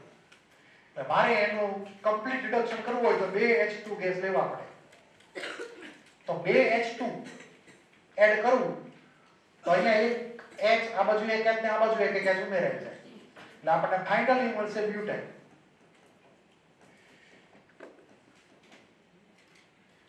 ક્લિયર? હવે આમાં ધ્યાન રાખવા જેવું છે કે એન્થાલ્પીનો જે ચેન્જ આપેલો હોય, બરાબર, ઈ તમને બે અલગ અલગ રીતે ઈ લોકો એક્ઝામમાં આપે છે. તમને ઈ ડેટા જોઈને ક્લિયર થવું જોઈએ કે ઈ કયો ડેટા આપણે ગણવાનો, કોની માટેનો ડેટા ગણવાનો. તો ધ્યાન આપજો. અહીંયા સપોઝ હું આ 1 મોલ કમ્પાઉન્ડને આધારે ડેટા લખું છું. 1 મોલ કમ્પાઉન્ડને આધારે, એટલે કે આખી રિએક્શનનો એન્થાલ્પી ચેન્જ. ધારો કે હું એની વેલ્યુ લખું સપોઝ -200 કિલોજૂલ પર મોલ ધારો કે. ક્લિયર? અને બીજો એક ડેટા લખ્યો -100 કિલોજૂલ પર મોલ. બે ડેટા આવ્યા ને બે અલગ અલગ મોલ આવ્યા. ફર્સ્ટ રિએક્શન ની અંદર, ફર્સ્ટ ડેટા ની અંદર મેં આ 1 મોલ કમ્પાઉન્ડ લીધો. હું લીધો કમ્પાઉન્ડ ને મેં 1 મોલ માનેલો છે. અને ઈ કમ્પાઉન્ડમાં પાછા 2 મોલ પાઈ બોન્ડ છે. તો મેં નેક્સ્ટ ડેટા લખ્યો, એમાં મોલ જે છે ઈ પાઈ બોન્ડ ને માન્યા. કોને માન્યા? એટલે કે પર મોલ ઓફ પાઈ બોન્ડ. બીજો ડેટા થયો. બે અલગ અલગ ડેટા થયા. એક ડેટા થયો પર મોલ ઓફ કમ્પાઉન્ડ, બીજો ડેટા થયો પર મોલ ઓફ પાઈ બોન્ડ. તો જો 1 મોલ પાઈ બોન્ડ ગણું, 1 મોલ પાઈ બોન્ડ ગણું તો આનો આન્સર અડધો થઈ જાય. પણ જો 1 મોલ કમ્પાઉન્ડ ગણું, 1 મોલ કમ્પાઉન્ડ, તો આન્સર પાછો ડબલ થઈ જાય. કેમ કે એમાં 2 પાઈ બોન્ડ આવેલા છે, 2 મોલ પાઈ બોન્ડ છે. સમજ પડી કે ન પડી? આ સમજાણું કે ન સમજાણું? તમને જે ડેટા આપેલો હોય ઈ કેસ બાય કેસ અલગ અલગ હશે. બરાબર છે? એટલે તમારે ધ્યાનપૂર્વક ચેક કરતા રહેવાનું કે ડેટા ખરેખર મોલ તો ખરી, પણ કોના મોલ? કમ્પાઉન્ડના 1 મોલ કે ડબલ બોન્ડના 1 મોલ? ઈ તમને ડેટા વાંચીને પછી ક્લિયર થઈ જ જશે. ડેટા વાંચ્યા પછી જ. ઓકે? એટલે આ તમારે આ ડિફરન્સ ધ્યાનમાં રાખવાનો છે. નકર આમાં જો ભૂલ થઈ ધી હેડ આવી જશે. એટલું ક્લિયર? કોઈને કઈ ડાઉટ હોય બોલી જાઓ. છે કોઈને કઈ ડાઉટ? બોલો. Sorry, compound. આમાં પાઈ બોન્ડ છે ને, બે પાઈ બોન્ડ છે, બરાબર? એટલે કે મેં અહીંયા કમ્પાઉન્ડ નો 1 મોલ લીધો. એટલે અહીંયા જે કિલો જૂલ પર મોલમાં કમ્પાઉન્ડ ને 1 મોલ માનેલું છે. પછી બીજો ડેટા જે મેં લખ્યો એમાં મેં કિલો જૂલ પર મોલમાં પાઈ બોન્ડ નો 1 મોલ મૂક્યો. 1 મોલ પાઈ બોન્ડ દીઠ કેટલી એન્થાલ્પી આવે? તો આ પર ડબલ બોન્ડ, સોરી, પર પાઈ બોન્ડ, આ પર મોલ ઓફ કમ્પાઉન્ડ. બે ડેટા અલગ અલગ છે. ધારો કે કોક મોલેક્યુલમાં 4 પાઈ બોન્ડ હોય. ક્લિયર? તો એ પ્રમાણે તમારા ડેટા કરો. તમને ઓપ્શન ઉપરથી જ નક્કી થશે કે કેવી રીતે આગળ વધવાનું. આના જેટલા દાખલા આવે એ હંમેશા રેઝોનન્સ એનર્જીની હારે કનેક્ટ થઈને આવે. જ્યારે એન્થાલ્પી ઓફ હાઇડ્રોજનેશન આપેલું હોય ત્યારે it is always connected with resonance energy. બરાબર? તો આપણે પેલા રેઝોનન્સ એનર્જીની વાત કરીએ, એમાં ઇન્ડાયરેક્ટલી આની પણ વાત હારે આવશે. ઓકે? આનો ગુજરાતી નો હોય આ હોય. તમને ખાલી આ ડિફરન્સ ક્લિયર થવું જોઈએ. પર મોલ ઓફ કમ્પાઉન્ડ છે કે પર મોલ ઓફ પાઈ બોન્ડ છે. બે ડેટા અલગ અલગ હશે. ઓકે? કોઈને કઈ ડાઉટ હોય બોલી જાવ. છે કોઈને કઈ ડાઉટ? પહેલા સમજી લઈએ રેઝોનન્સ એનર્જી. આપણે એકવાર સમજેલા હતા કેમિકલ બોન્ડિંગમાં. હવે અહીંયા ઈ ગણવાની આવશે થર્મોકેમિસ્ટ્રીની અંદર. અને એમાં અલગ અલગ જગ્યાએ અલગ અલગ ફોર્મ્યુલા છે. બરાબર? ફોર્મ્યુલા ગોખતા નહીં, નકર આન્સર ખોટા આવશે. હંમેશા ફિગર ઉપરથી આન્સર લાવજો. ડાયરેક્ટ ડાયાગ્રામ ડ્રો કરી. બરાબર છે? તો તમને આન્સર સાચો મળશે, લોજિક ક્લિયર હશે. તો હવે આપણે જઈ રેઝોનન્સ એનર્જી. એમાં આપણે આનો ઉપયોગ સમજીશું. સૌથી અઘરો ટોપિક છે રેઝોનન્સ એનર્જી.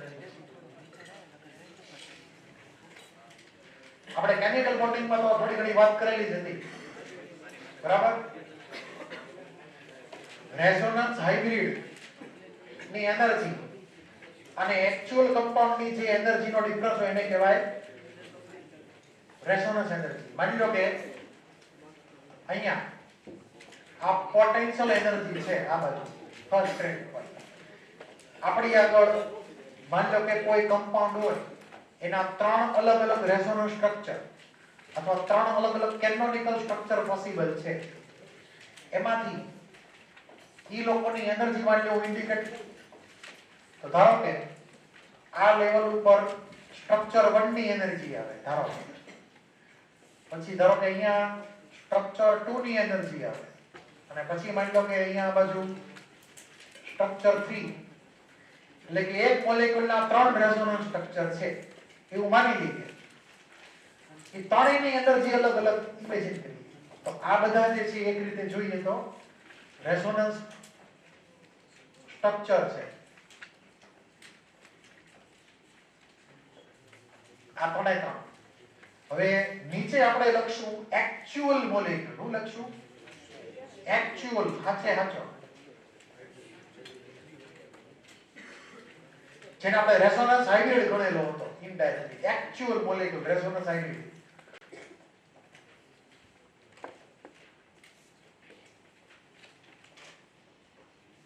તો as per the definition,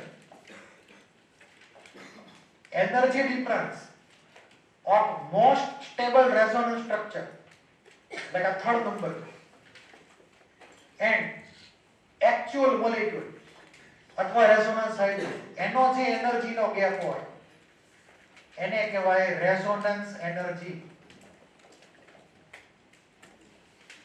તમારે મોસ્ટ સ્ટેબલ વાળું ફોર્મ આપણે લેવું નથી, આપણે કેમિકલ બોન્ડિંગમાં વાત કરી હતી.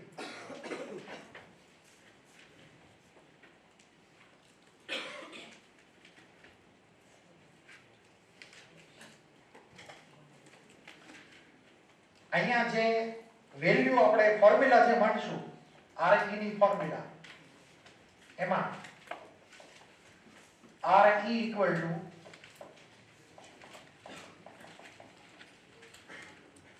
energy of actual molecule. એટલે કે ધારો કે E actual minus energy of most stable resonance structure. ધારો કે અહીંયા હું કહી દઉં, અહીંયા E3 કહી દઉં, બરાબર, સમજવા માટે કોઈ એક નવો સિમ્બોલ મેં આપી દીધો E3 એટલે. તો આપણે આ ડિફરન્સ લેવાનો, તો રેઝોનન્સ એનર્જી હંમેશા નેગેટિવ જ આવશે. શું આવશે? Always negative. આ યાદ રાખજો, આ ડિફોલ્ટ નેગેટિવ જ હશે. અને નેગેટિવ ન હોય તમારે નેગેટિવ માની આગળ વધવાનું. એ ક્યારેય પોઝિટિવ ન થતી રેઝોનન્સ એનર્જી. એટલે તમારે પોઝિટિવ વેલ્યુ બધી કેન્સલ કરી નાખવાની ઓપ્શનમાંથી જો આપેલી હોય.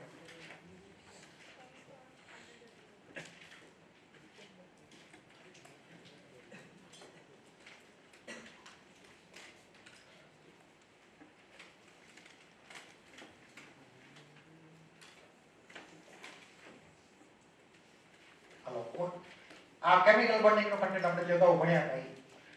હવે આપણે એને એપ્લાય કરવાનું છે થર્મોકેમિસ્ટ્રી ની અંદર. ઈ વેલ્યુ કેલ્ક્યુલેટ કરવા માટે અલગ અલગ કેસ ની અંદર. તો આમાં પહેલા કોઈને કઈ ડાઉટ હોય પહેલા બોલી જાઓ. છે કોઈને કઈ ડાઉટ? ઓકે, હાલ આગળ જઈએ. હવે એક ક્વેશ્ચન લઈએ આની માટે.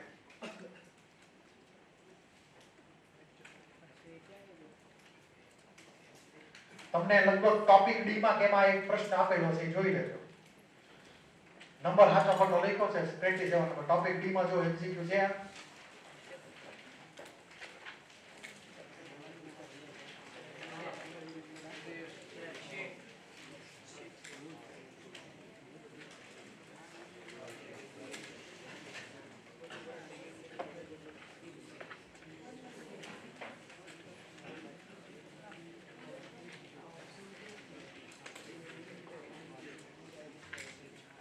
મળી ગયો ને ક્વેશ્ચન?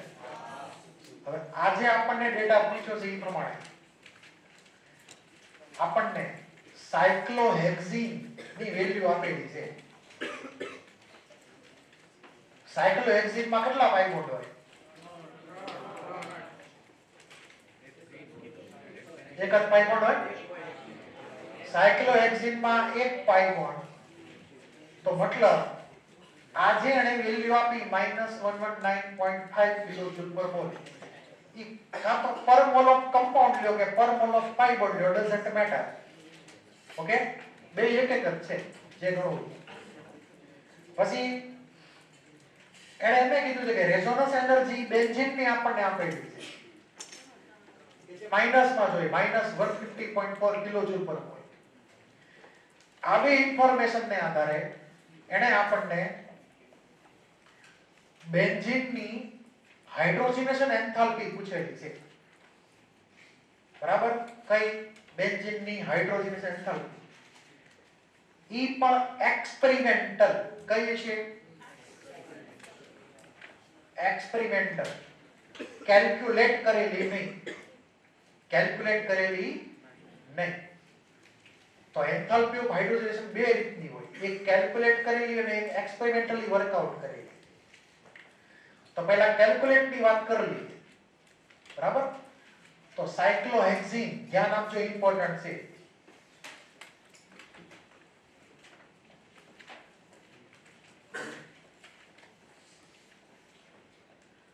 તો અહીંયા આજે રિએક્શન થઈ સાયક્લોહેક્ઝેન નો હાઇડ્રોજનેશન ને સાયક્લોહેક્ઝેન બની ગયો.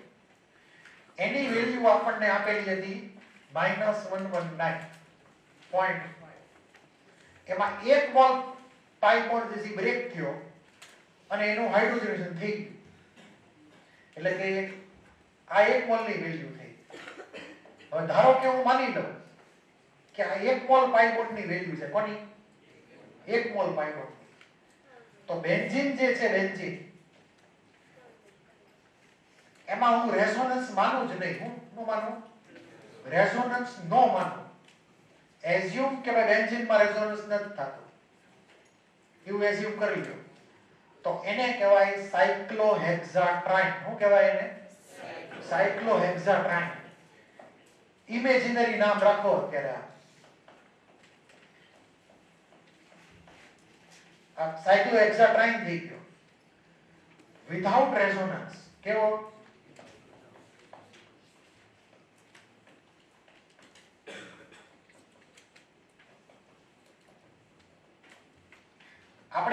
જોઈએ હાઇડ્રોજનેશન તો મારે 3 મોલ H2 વાપરવા પડે.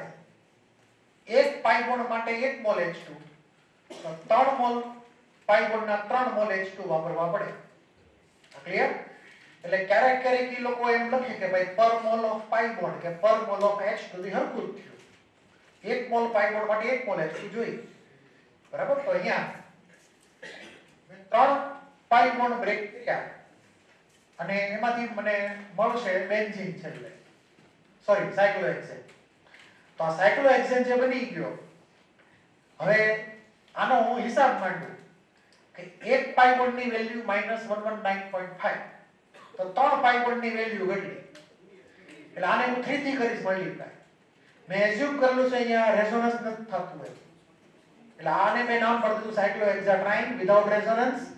તો એની value 3 times of value of the cyclohexene હોવું જોઈએ. તો અહીંયા 3 ટાઈમ્સ -119.5 કેટલો જવાબ આવ્યો આનો? -358.5 કિલોજૂલ. -358.5 કિલોજૂલ પર મોલ જવાબ આવ્યો.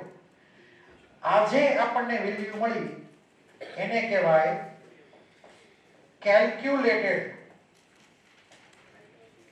Enthalpy of હાઇડ્રોજનેશન.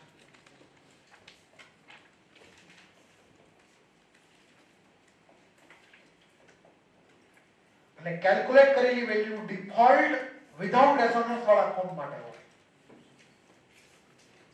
Without resonance energy, without resonance sorry.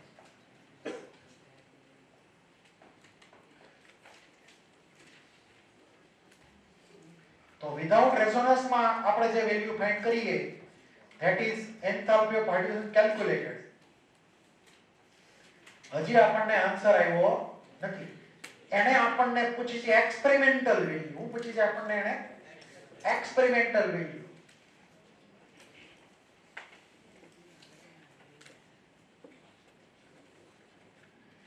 અહીંયા સુધીનું સમજાણું તો તમને જ્યારે પણ આવી રીતે ડેટા આપેલો હોય અને એમાં રેઝોનન્સ એનર્જીનો કંઈક ડેટા લખતો હોય કે ફાઇન્ડ કરવાનું હોય તો આપણે કેલ્ક્યુલેટેડ વેલ્યુ પહેલા ગણવી પડે એન્થાલ્પી ઓફ હાઇડ્રોજનેશનની.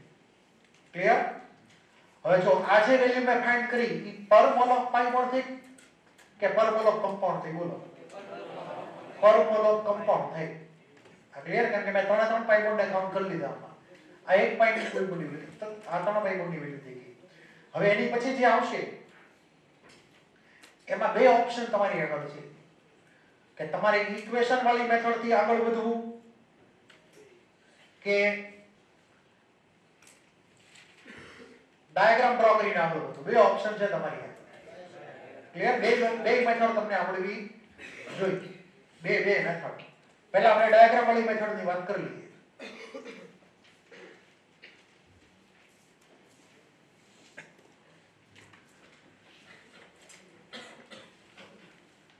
તો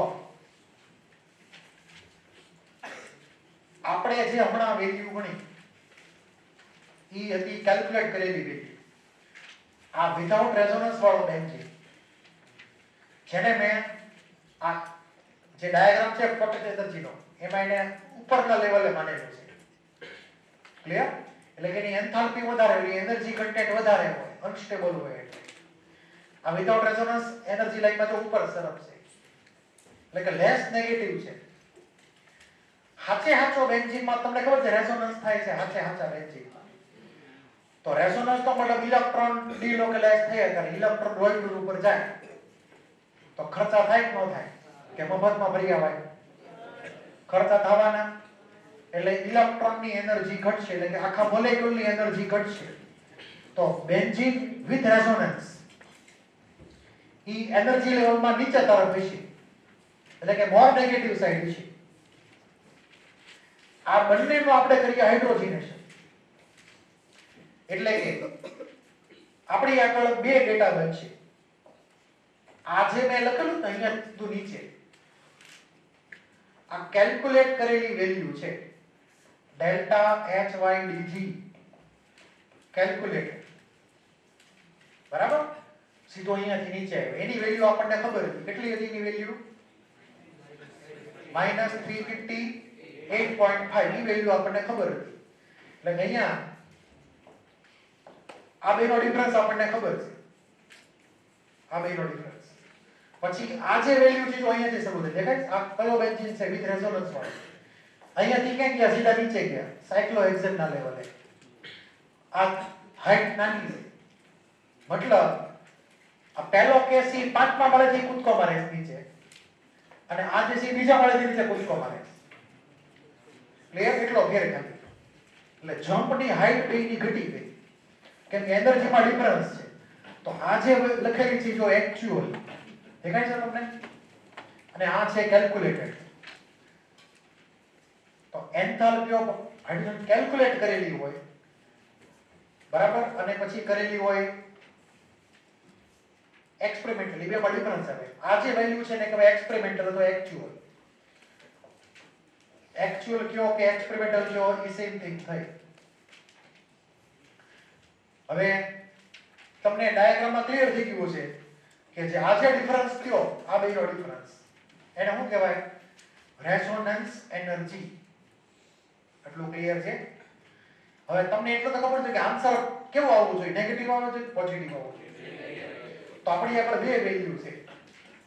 એક એન્થાલ્પી ઓફ હાઇડ્રોજનેશન જે છે કેલ્ક્યુલેટ કરેલી માઈનસ શું કહેવાય 358.5 છે. પછી એન્થાલ્પી ઓફ હાઇડ્રોજનેશન એક્સપેરિમેન્ટલ એટલે કે હાચે હાચી ગોતવાની છે અને આપણને આપેલી છે RE ની વેલ્યુ. RE ની વેલ્યુ બોલો તો 150 છે માઈનસ કેટલી છે 150 પોઈન્ટ સમથિંગ 0.4 કિલોજૂલ પર મોલ. તો હવે મારે રિલેશન લખવું હોય, મારે આન્સર નેગેટિવ લાવવું હોય તો પહેલા મને એટલું કહો કે આ ગેપ મોટો છે કે આ ગેપ મોટો છે? બોલો કયો ગેપ મોટો છે? પહેલો ગેપ મોટો છે. ક્લિયર? તો મોટા ગેપમાંથી નાના ગેપની વેલ્યુ માઈનસ કરો ઓટોમેટિક આન્સર નેગેટિવ જ આવશે. એટલે કે અહીંયા ફોર્મ્યુલા થઈ રેઝોનન્સ એનર્જીની ફોર્મ્યુલા એન્થાલ્પી ઓફ હાઇડ્રોજનેશન કઈ તો કે કેલ્ક્યુલેટ કરેલી value minus enthalpy of hydrogenation experimental value. ગણો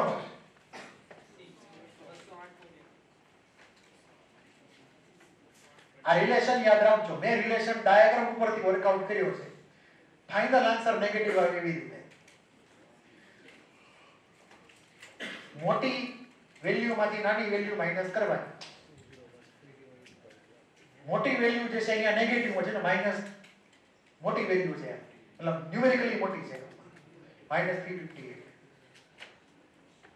બોલો આન્સર કયો થયો?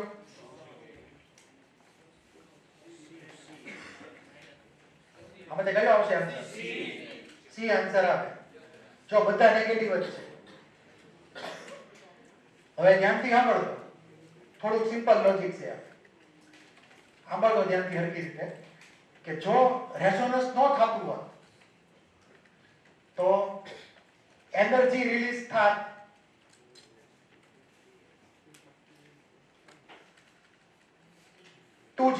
કેટલી 208 સોરી 358 રેઝોનન્સ ન થતું હોત તો અને આપણે જે આન્સર ફાઇન્ડ કર્યો રેઝોનન્સ થતું હોય એ વખતનો આન્સર છે 208. તો 358 ની બદલે 208 મળી. બરાબર? મળવી જોઈએ હતી એનર્જી 358 પણ મળી 208. બાકીની ક્યાં ખવાઈ ગઈ કે ન ખવાઈ ગઈ? એ ક્યાં ખવાઈ ગઈ? તો કે રેઝોનન્સ કરવા. ક્લિયર? એટલે કે resonance energy is always negative. એમાં તમારે હાઇડ્રોજનેશન એન્થાલ્પી હોય તો આ ફોર્મ્યુલા એપ્લાય કરવાની. ટૂંકમાં final answer must be negative. પછી રેઝોનન્સ એનર્જી હોય કે એન્થાલ્પી ઓફ હાઇડ્રોજનેશન હોય it must be negative. Okay? હવે આ મેથડ થોડીક કોમ્પ્લિકેટેડ છે. એનું કારણ કે એમાં ડાયાગ્રામ ડ્રો કરવા પડે, બધી વેલ્યુ મૂકવી પડે. બરાબર છે? તો આનો બીજો એક રસ્તો છે સીધો સાદો સિમ્પલ ઇક્વેશન જનરેટ કરો. બરાબર છે? પેલા આટલું લખાઈ ગયું આમાં કોઈને કઈ ડાઉટ હોય તો બોલો. કોઈને ડાઉટ? આ થોડીક અઘરી પડે કદાચ જો આમ હરકી ફાવટ ન હોય તો, પણ ઓર્ગેનિકમાં વધારે યુઝફુલ થાય ઓર્ગેનિક વાળા માટે. તમારે આની ચર્ચા અલગથી આવશે આલ્કીનની અંદર એન્થાલ્પી હાઇડ્રોજનેશન માટે ઓર્ગેનિકની રીતે, બરાબર? એમાં ડાયાગ્રામ બેઝ વધારે ક્વેશ્ચન હોઈ શકે. આપણે અહીંયા જનરેટ કરશું થર્મોકેમિકલ ઇક્વેશન ને પછી એને સોલ્વ કરી, ઈ પણ આપણને હેલું પડે. તો મેથડ 2, મેથડ 2 ની અંદર આપણે ઇક્વેશન્સ બનાવી લેવાના. તો ધ્યાન આપજો, પહેલું ઇક્વેશન હું લખું છું અહીંયા.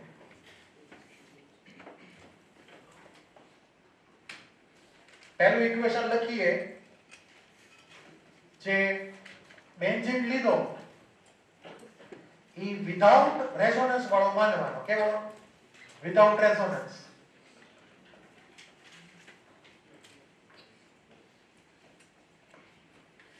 એમાં હું 3H2 ગેસ નાખું તો મને સાયક્લોહેક્સેન મળે.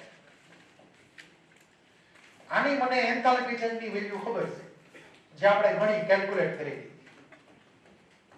એ કેટલી આવી? -358.5. તો આ કેલ્ક્યુલેટ કરેલી વેલ્યુ થઈ ગઈ વિધાઉટ રેઝોનન્સ હતી.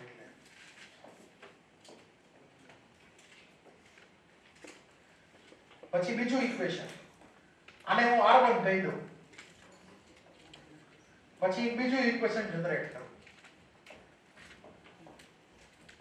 જેમાં હાચે હાચો બેન્ઝીન લઉં. હાચે હાચો બેન્ઝીન એટલે હું સર્કલ ડ્રો કરીશ આવી રીતે. સમજી ગયા? રેઝોનન્સ થતું છે માની લઈએ, એટલે કે વિથ રેઝોનન્સ લખીએ નીચે.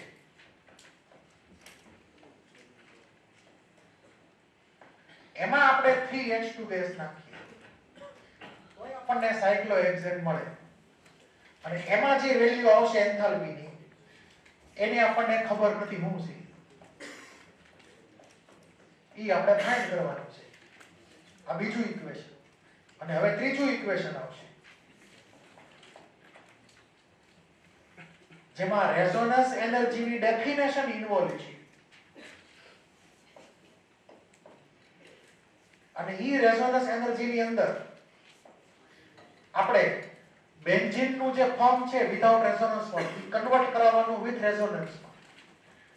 તો third equation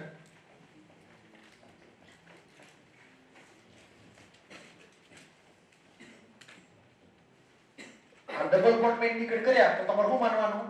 without resonance. Circle કરજો તો શું માનવાનું? રેઝોનન્સ.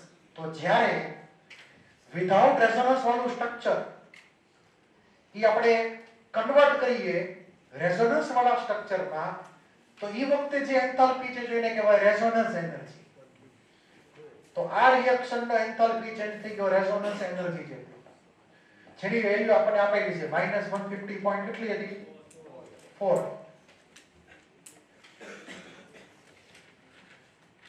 તો આપણી આગળ ત્રણ ઇક્વેશન છે, R1, R2 ને R3.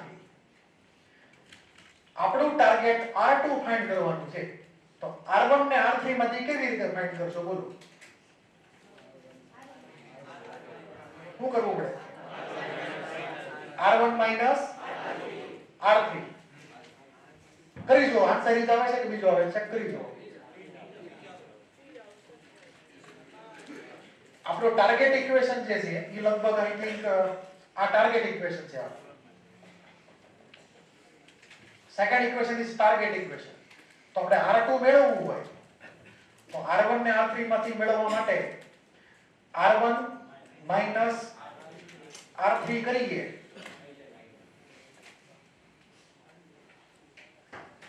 R1 પ્લસ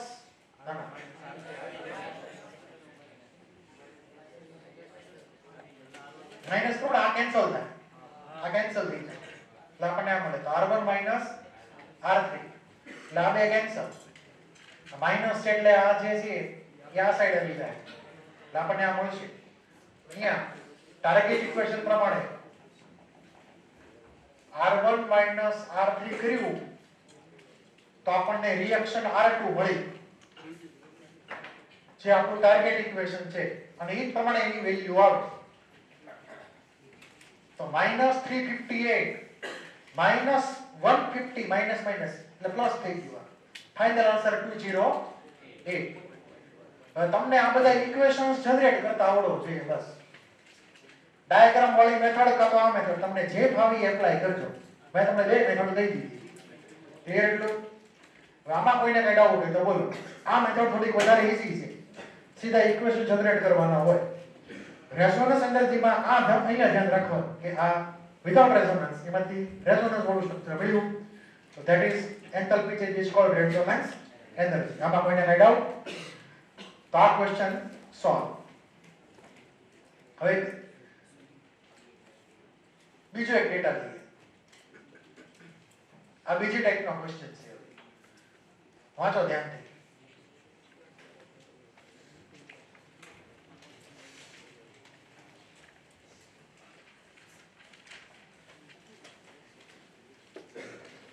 બોલો. હે? કોઈ નો પડશે?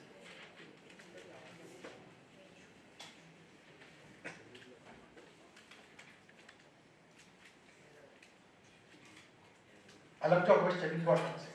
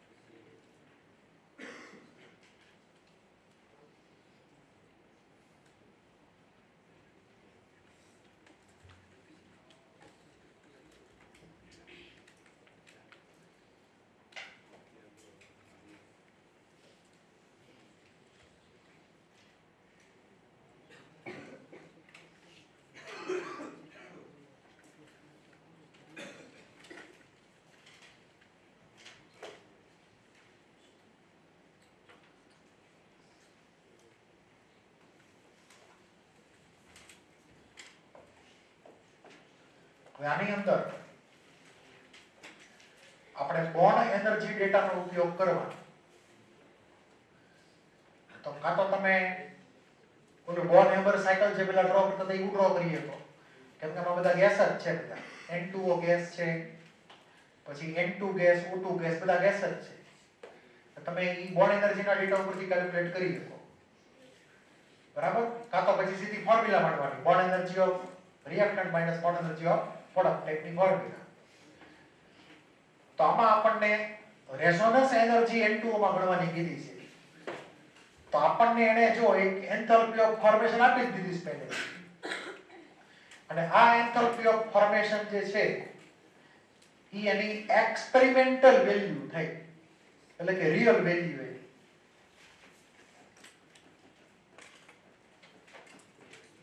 અથવા એની એક્ચ્યુઅલ વેલ્યુ જે બાય એક્સપેરિમેન્ટ મળેલી છે.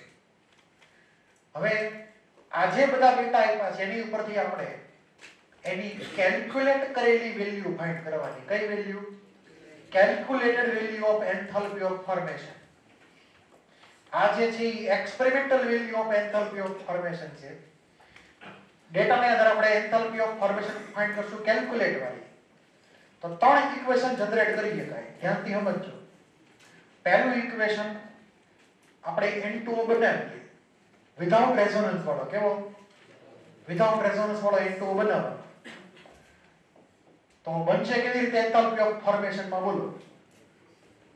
N2 પ્લસ હાફ O2 એમાંથી શું બન્યું? N2O. અહીંયા સમજીએ વિધાઉટ રેઝોનન્સ.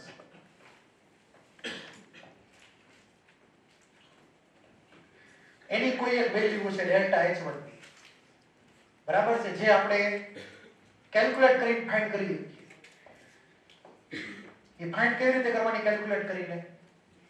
તો કે bond energy of reactant minus bond energy of product. N2 માં ટ્રિપલ બોન્ડ છે, હારી વેલ્યુ આપણને આપેલી છે.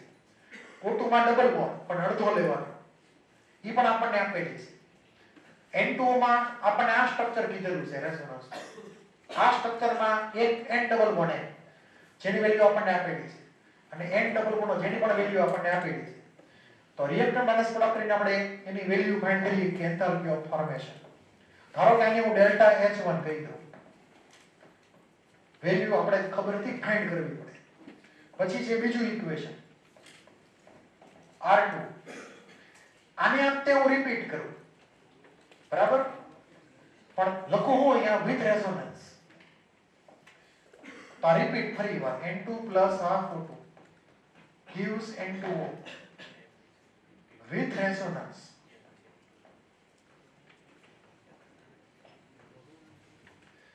તો મને સેકન્ડ રિએક્શન માં જે વેલ્યુ મળશે enthalpy of formation, that is going to be experimental value, અને એ આપણને આપેલી છે.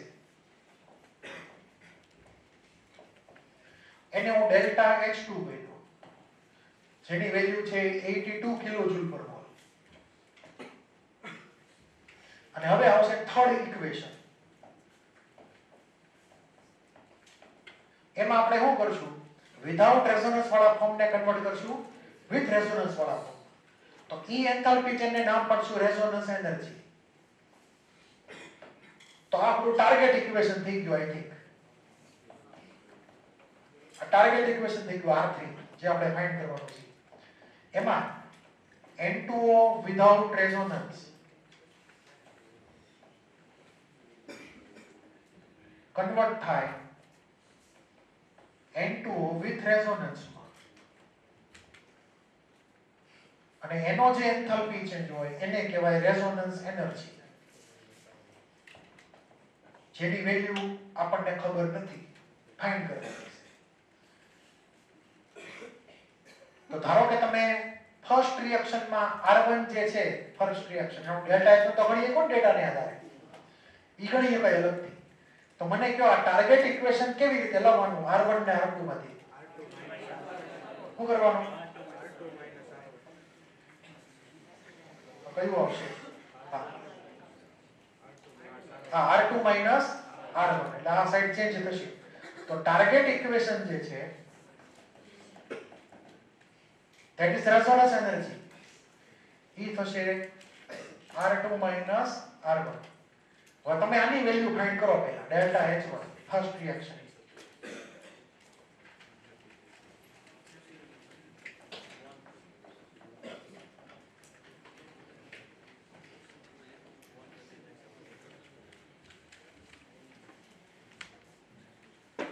ફોર્મ્યુલા ખબર છે ને બધાને? N2 ને O2 વાળી વેલ્યુ બોન્ડ એનર્જીની માઈનસ આની વેલ્યુ N2O.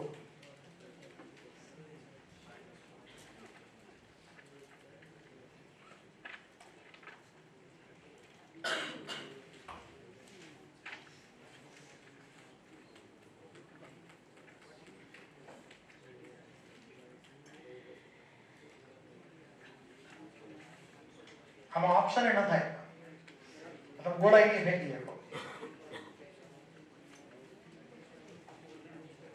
આન્સર આવી જાય લોકો હાથ ઊંચા કરજો.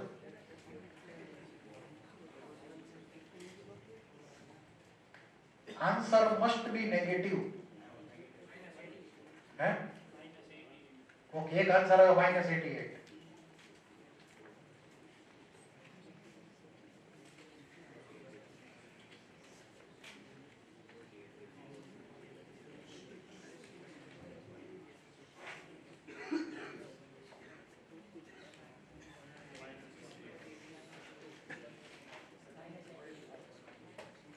આન્સર આવશે -88 કિલોજૂલ પર મોલ રેઝોનન્સ એનર્જીની વેલ્યુ. તમને આ ડેલ્ટા H1 એટલે કે એન્થાલ્પી ઓફ ફોર્મેશન કેલ્ક્યુલેટ કરતા આવડવું જોઈએ બોન્ડ એનર્જીના ડેટાને આધારે. પછી જ તમે આ ટાર્ગેટ ઇક્વેશન પ્રમાણે રેઝોનન્સ એનર્જી ફાઇન્ડ કરી શકો. તો આન્સર નોટ કરી લેજો -88 કિલોજૂલ.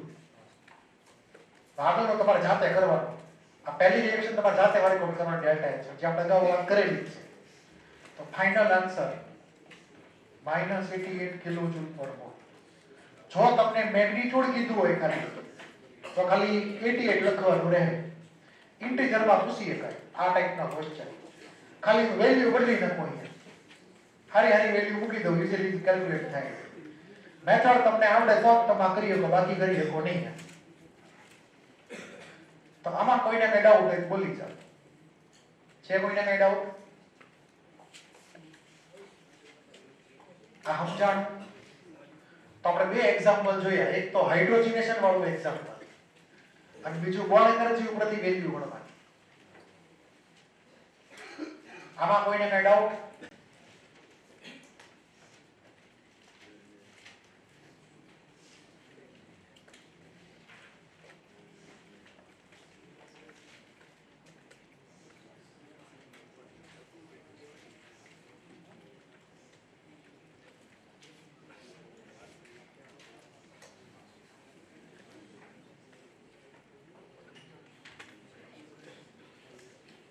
લગાઈ ગયું? કોઈને કઈ ડાઉટ જ બોલી જાઓ. આન્સર ક્લિયર છે બધાને? આ તમને ગણતા આવડું છે હું તમને માની લઉં તમને આવડે જ ગણતા.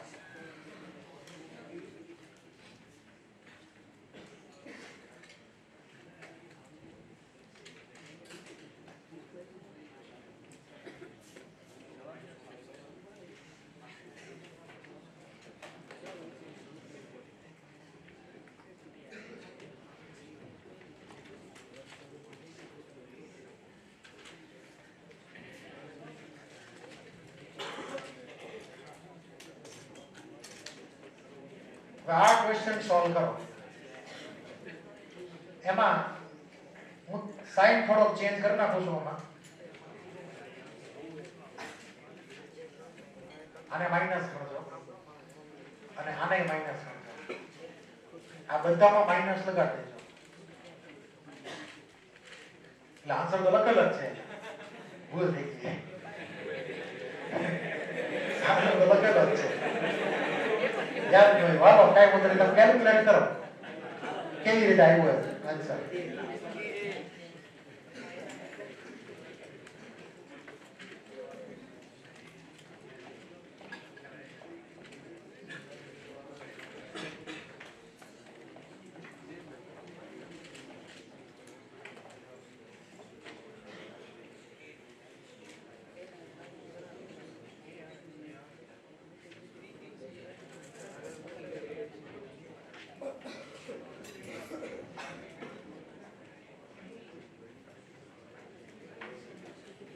आज का ओके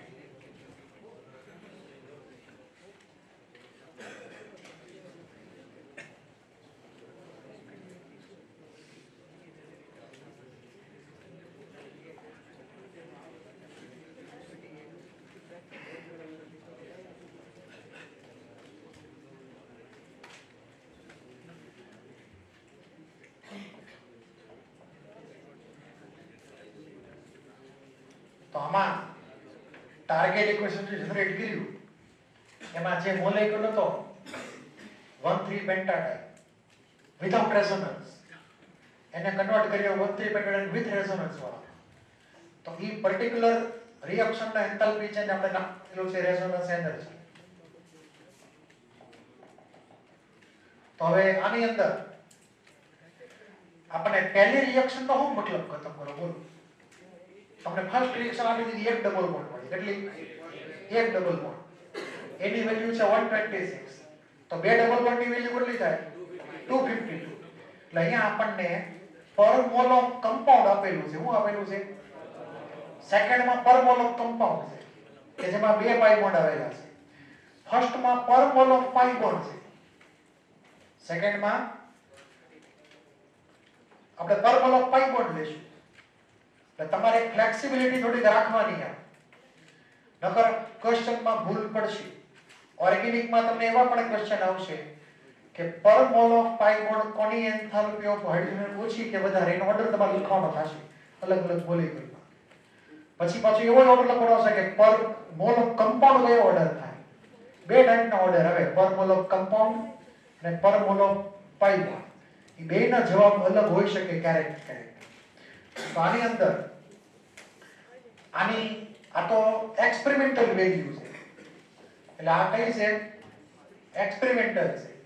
આપણે કેલ્ક્યુલેટ કરેલી વેલ્યુ ફાઇન્ડ કરતો. કેલ્ક્યુલેટ કરેલી વેલ્યુ કેટલી આવે? બોલો. ડબલ આવે 252. ક્લિયર? તો આ જ રિએક્શન, આને હું કઈ નામ પાડી દઉં, આને કીધી આપણે R1 કહી દઈએ.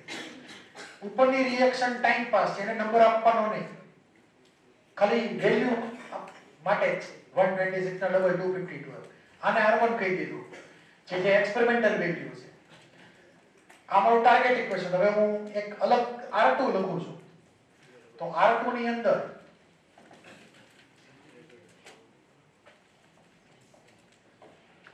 જે ફોર્મ્યુલા છે રેઝોનન્સ,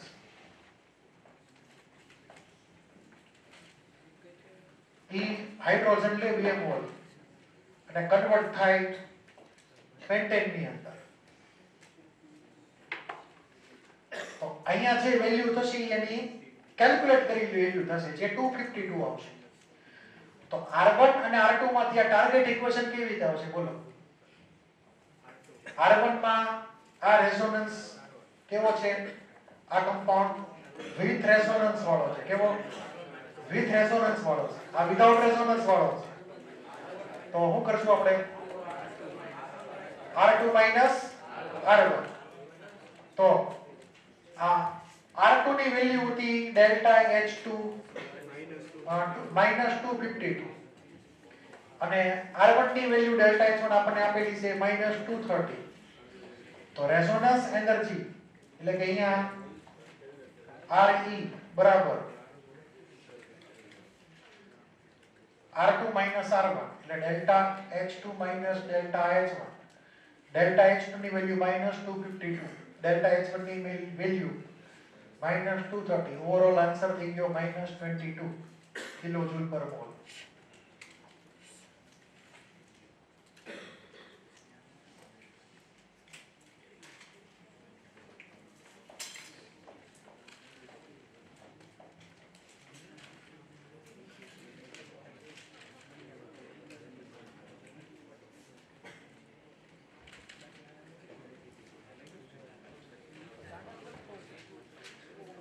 રેઝોનન્સ એનર્જી જે આપણને સ્પેસિફાઈ કરેલી હોય એ ડિફોલ્ટ 1 મોલ કમ્પાઉન્ડ માટે હોય. એ 1 મોલ પાઈ બોન્ડ માટે આપણે ગણતા નથી જનરલી, સિવાય કે એને આપણને કીધેલી હોય. તો એ તમારે યાદ રાખવાનું કે રેઝોનન્સ એનર્જી ડિફોલ્ટ જ્યારે ગણવાની આવે ત્યારે તમારે પર મોલ કમ્પાઉન્ડ લેવાના, જેથી કરીને જો રેઝોનન્સ એનર્જી પર મોલ ઓફ કમ્પાઉન્ડ હોય તો ડેલ્ટા H2 ને ડેલ્ટા H1 કેમાં હોવું જોઈએ? પર મોલ ઓફ કમ્પાઉન્ડ માં જ હોવું જોઈએ. સમજ પડી? એટલા માટે જ આપણે અહીંયા એક ડબલ બોન્ડ ના બે ડબલ બોન્ડ પ્રમાણે વેલ્યુ ગણી કેલ્ક્યુલેટ કરી, કેમ કે રેઝોનન્સ એનર્જી ડિફોલ્ટ પર મોલ ઓફ કમ્પાઉન્ડ છે. તો તમારે રેઝોનન્સ એનર્જી ન્યુમેરિકલમાં હાઇડ્રોજન એન્થાલ્પીના કેસમાં ડિફોલ્ટ તમારે પર મોલ ઓફ કમ્પાઉન્ડ બધી વેલ્યુ ગોતવાની રહે. સમજાણું? તો આમાં કોઈને કઈ ડાઉટ નથી બોલી જાઓ. આ ટોપિક આપણો હવે complete.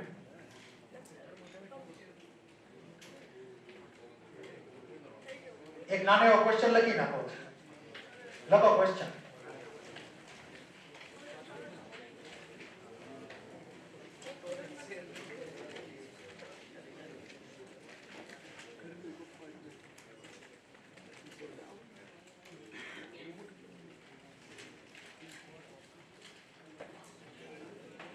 From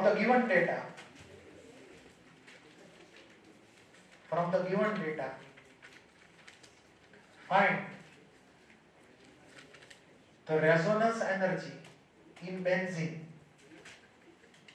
from the given data find the resonance energy in benzene. લખો પહેલો data. experimental enthalpy of combustion. Experimental enthalpy of combustion of benzene.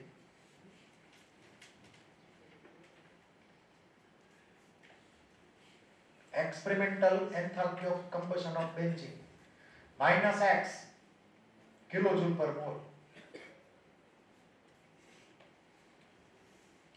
બીજો data enthalpy of formation of CO2. Enthalpy of formation of CO2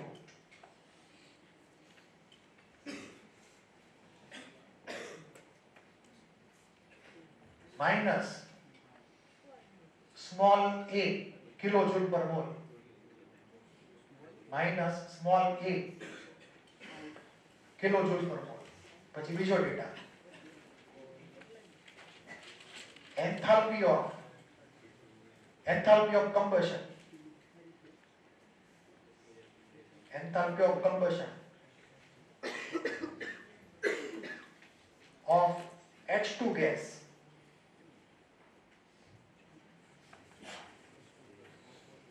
Enthalpy of combustion of H2 gas. એ તમે લખો minus B kilojoule per mole. Minus B. Bombay no B. Minus B kilojoule per mole.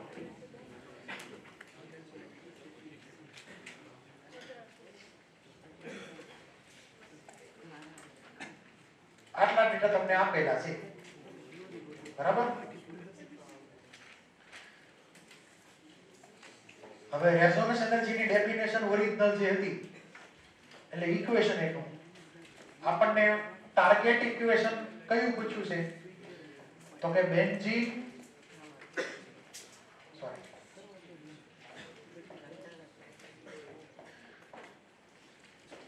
આ formula not કરવી ખાલી formula લખશું C6H6 C6H6 without resonance એટલે simply હું without લખી ચાલશે ને C6H6 without resonance માંથી આપણે જવું છે C6H6 with resonance. આપણે આ પર્ટિક્યુલર એન્થાલ્પી ચેન્જ જે છે એની વેલ્યુ ફાઇન્ડ કરવાની છે. રેઝોનન્સ એનર્જી જેને કહીએ. તો આ થઈ ગઈ રેઝોનન્સ એનર્જી. હવે આપણને જે ડેટા આપ્યો છે એમાં પહેલો ડેટા તો CO2 નું ફોર્મેશન એટલે કે C + O2 માંથી શું બને CO2 બને. આ ક્લિયર? એટલે C + O2 માંથી શું બન્યું CO2 બન્યું. એની વેલ્યુ આપણને ખબર છે -a કિલોજૂલ પર મોલ. અલગથી લખવાની છે. આ રિએક્શન R1 થઈ ગઈ ધારો કે. પછી રિએક્શન R2 લઈએ તો એમાં હાઇડ્રોજન લઈએ આપણે. હાઇડ્રોજન જે છે H2 એનું કમ્બશન કર્યું તો અહીંયા આપણી આગળ જે ડેટા આવ્યો H2 + half O2 gives શું આવે H2O. બરાબર? H2O ડિફોલ્ટ લિક્વિડ ફોર્મમાં લેવા તો એની વેલ્યુ આપણને આપેલી છે -b કિલોજૂલ પર મોલ.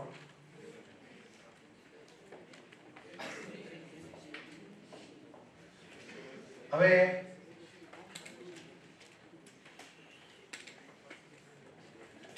આપણને એક ડેટા આપ્યો તો કયો ડેટા બીજો આપ્યો તો enthalpy of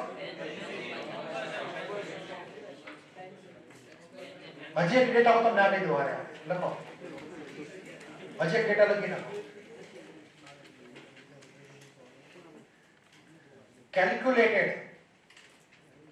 calculated enthalpy of formation of benzene.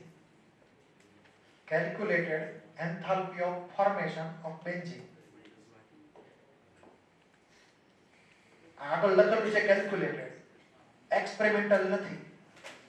એટલે ઈ પણ તમને ધારો કે આપી દીધું, કેલ્ક્યુલેટ કરેલી બધી વેલ્યુ કઈ થઈ બધી કેલ્ક્યુલેટ કરેલી વેલ્યુ થઈ હે -c કિલોજૂલ પર મોલ. એટલે બેન્ઝીન નું ફોર્મેશન થયું બરાબર.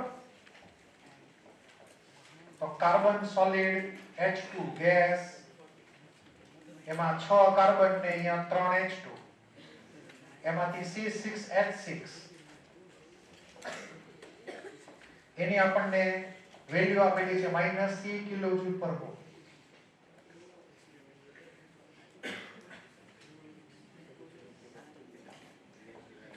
હવે ચોથું ઇક્વેશન આપણી આગળ કાર્બન ને હાઇડ્રોજન ના ડેટા અને હારે એ પ્રમાણે બેન્ઝીન ના ફોર્મેશન ના ડેટા હતા. તો એને આધારે એને આધારે આપણે બેન્ઝીન નું કમ્બશન કરીએ. કયું કરીએ? બેન્ઝીન નું કમ્બશન કરીએ. તો એની એન્થાલ્પી કેલ્ક્યુલેટ કરવાની આ ત્રણ ડેટાને આધારે. એટલે કે હવે બેન્ઝીન નું કમ્બશન C6H6 પ્લસ O2, એમાંથી શું બનશે CO2 પ્લસ વોટર. તો અહીંયા બેલેન્સિંગ માટે 6 CO2 આવશે અને હાઇડ્રોજન કેટલા 3H2, તો ઓક્સિજન 15/2. તો તમારે R1 R2 અને R3 ની મદદથી R4 ની વેલ્યુ ગણવાની અને એ જે વેલ્યુ થઈ ઈ થઈ calculated enthalpy of combustion benzene ની. ઈ તમારે ગણવાની હે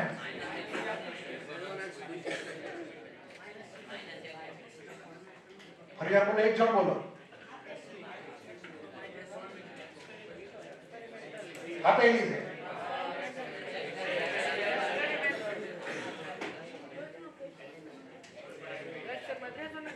મેં તમને આ આપેલી છે ને.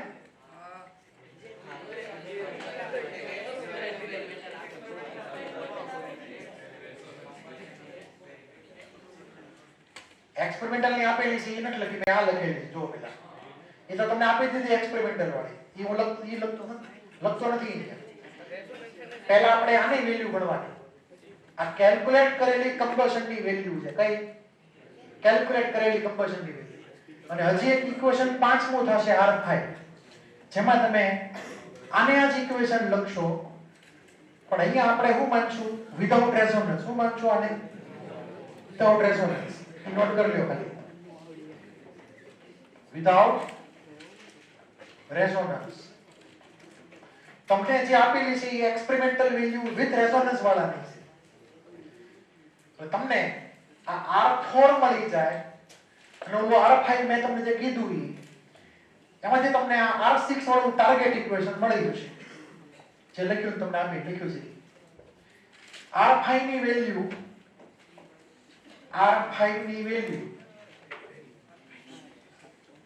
ઈ તમને આપેલી જ છે બરાબર. જેમાં સેમ ઇક્વેશન આવશે R4 વાળું જ તે, ખાલી C6H6 શું આવશે અહીંયા વિથ રેઝોનન્સ. તમને કમ્બશન ની વેલ્યુ ખબર છે વિથ રેઝોનન્સ. વિધાઉટ રેઝોનન્સ ની વેલ્યુ તમારે ગણવાની કેલ્ક્યુલેટ કરી R1 R2 અને R3 નો ઉપયોગ કરી અને ઈ ગણાઈ જાય પછી ઉપરની ઇક્વેશન નો ટાર્ગેટ બનાવવાનો. ઓકે, તો R4 ને I4 માંથી ઉપરનો તમને ડેટા મળશે. આવો તમને ક્વેશ્ચન એક્ઝામમાં કન્ફર્મ પૂછાય કે ગમે ત્યારે બરાબર. બીજી ખાસ વાત, હમણાં જે પેપર ગયો રવિવારનો એમાં બેઠે બેઠા ક્વેશ્ચન અવસ્થિના હતા બરાબર છે. જે લોકોને મેં પૂછેલા જે ક્વેશ્ચન નંબરના OMR માં જવાબ ખોટા પડ્યા હશે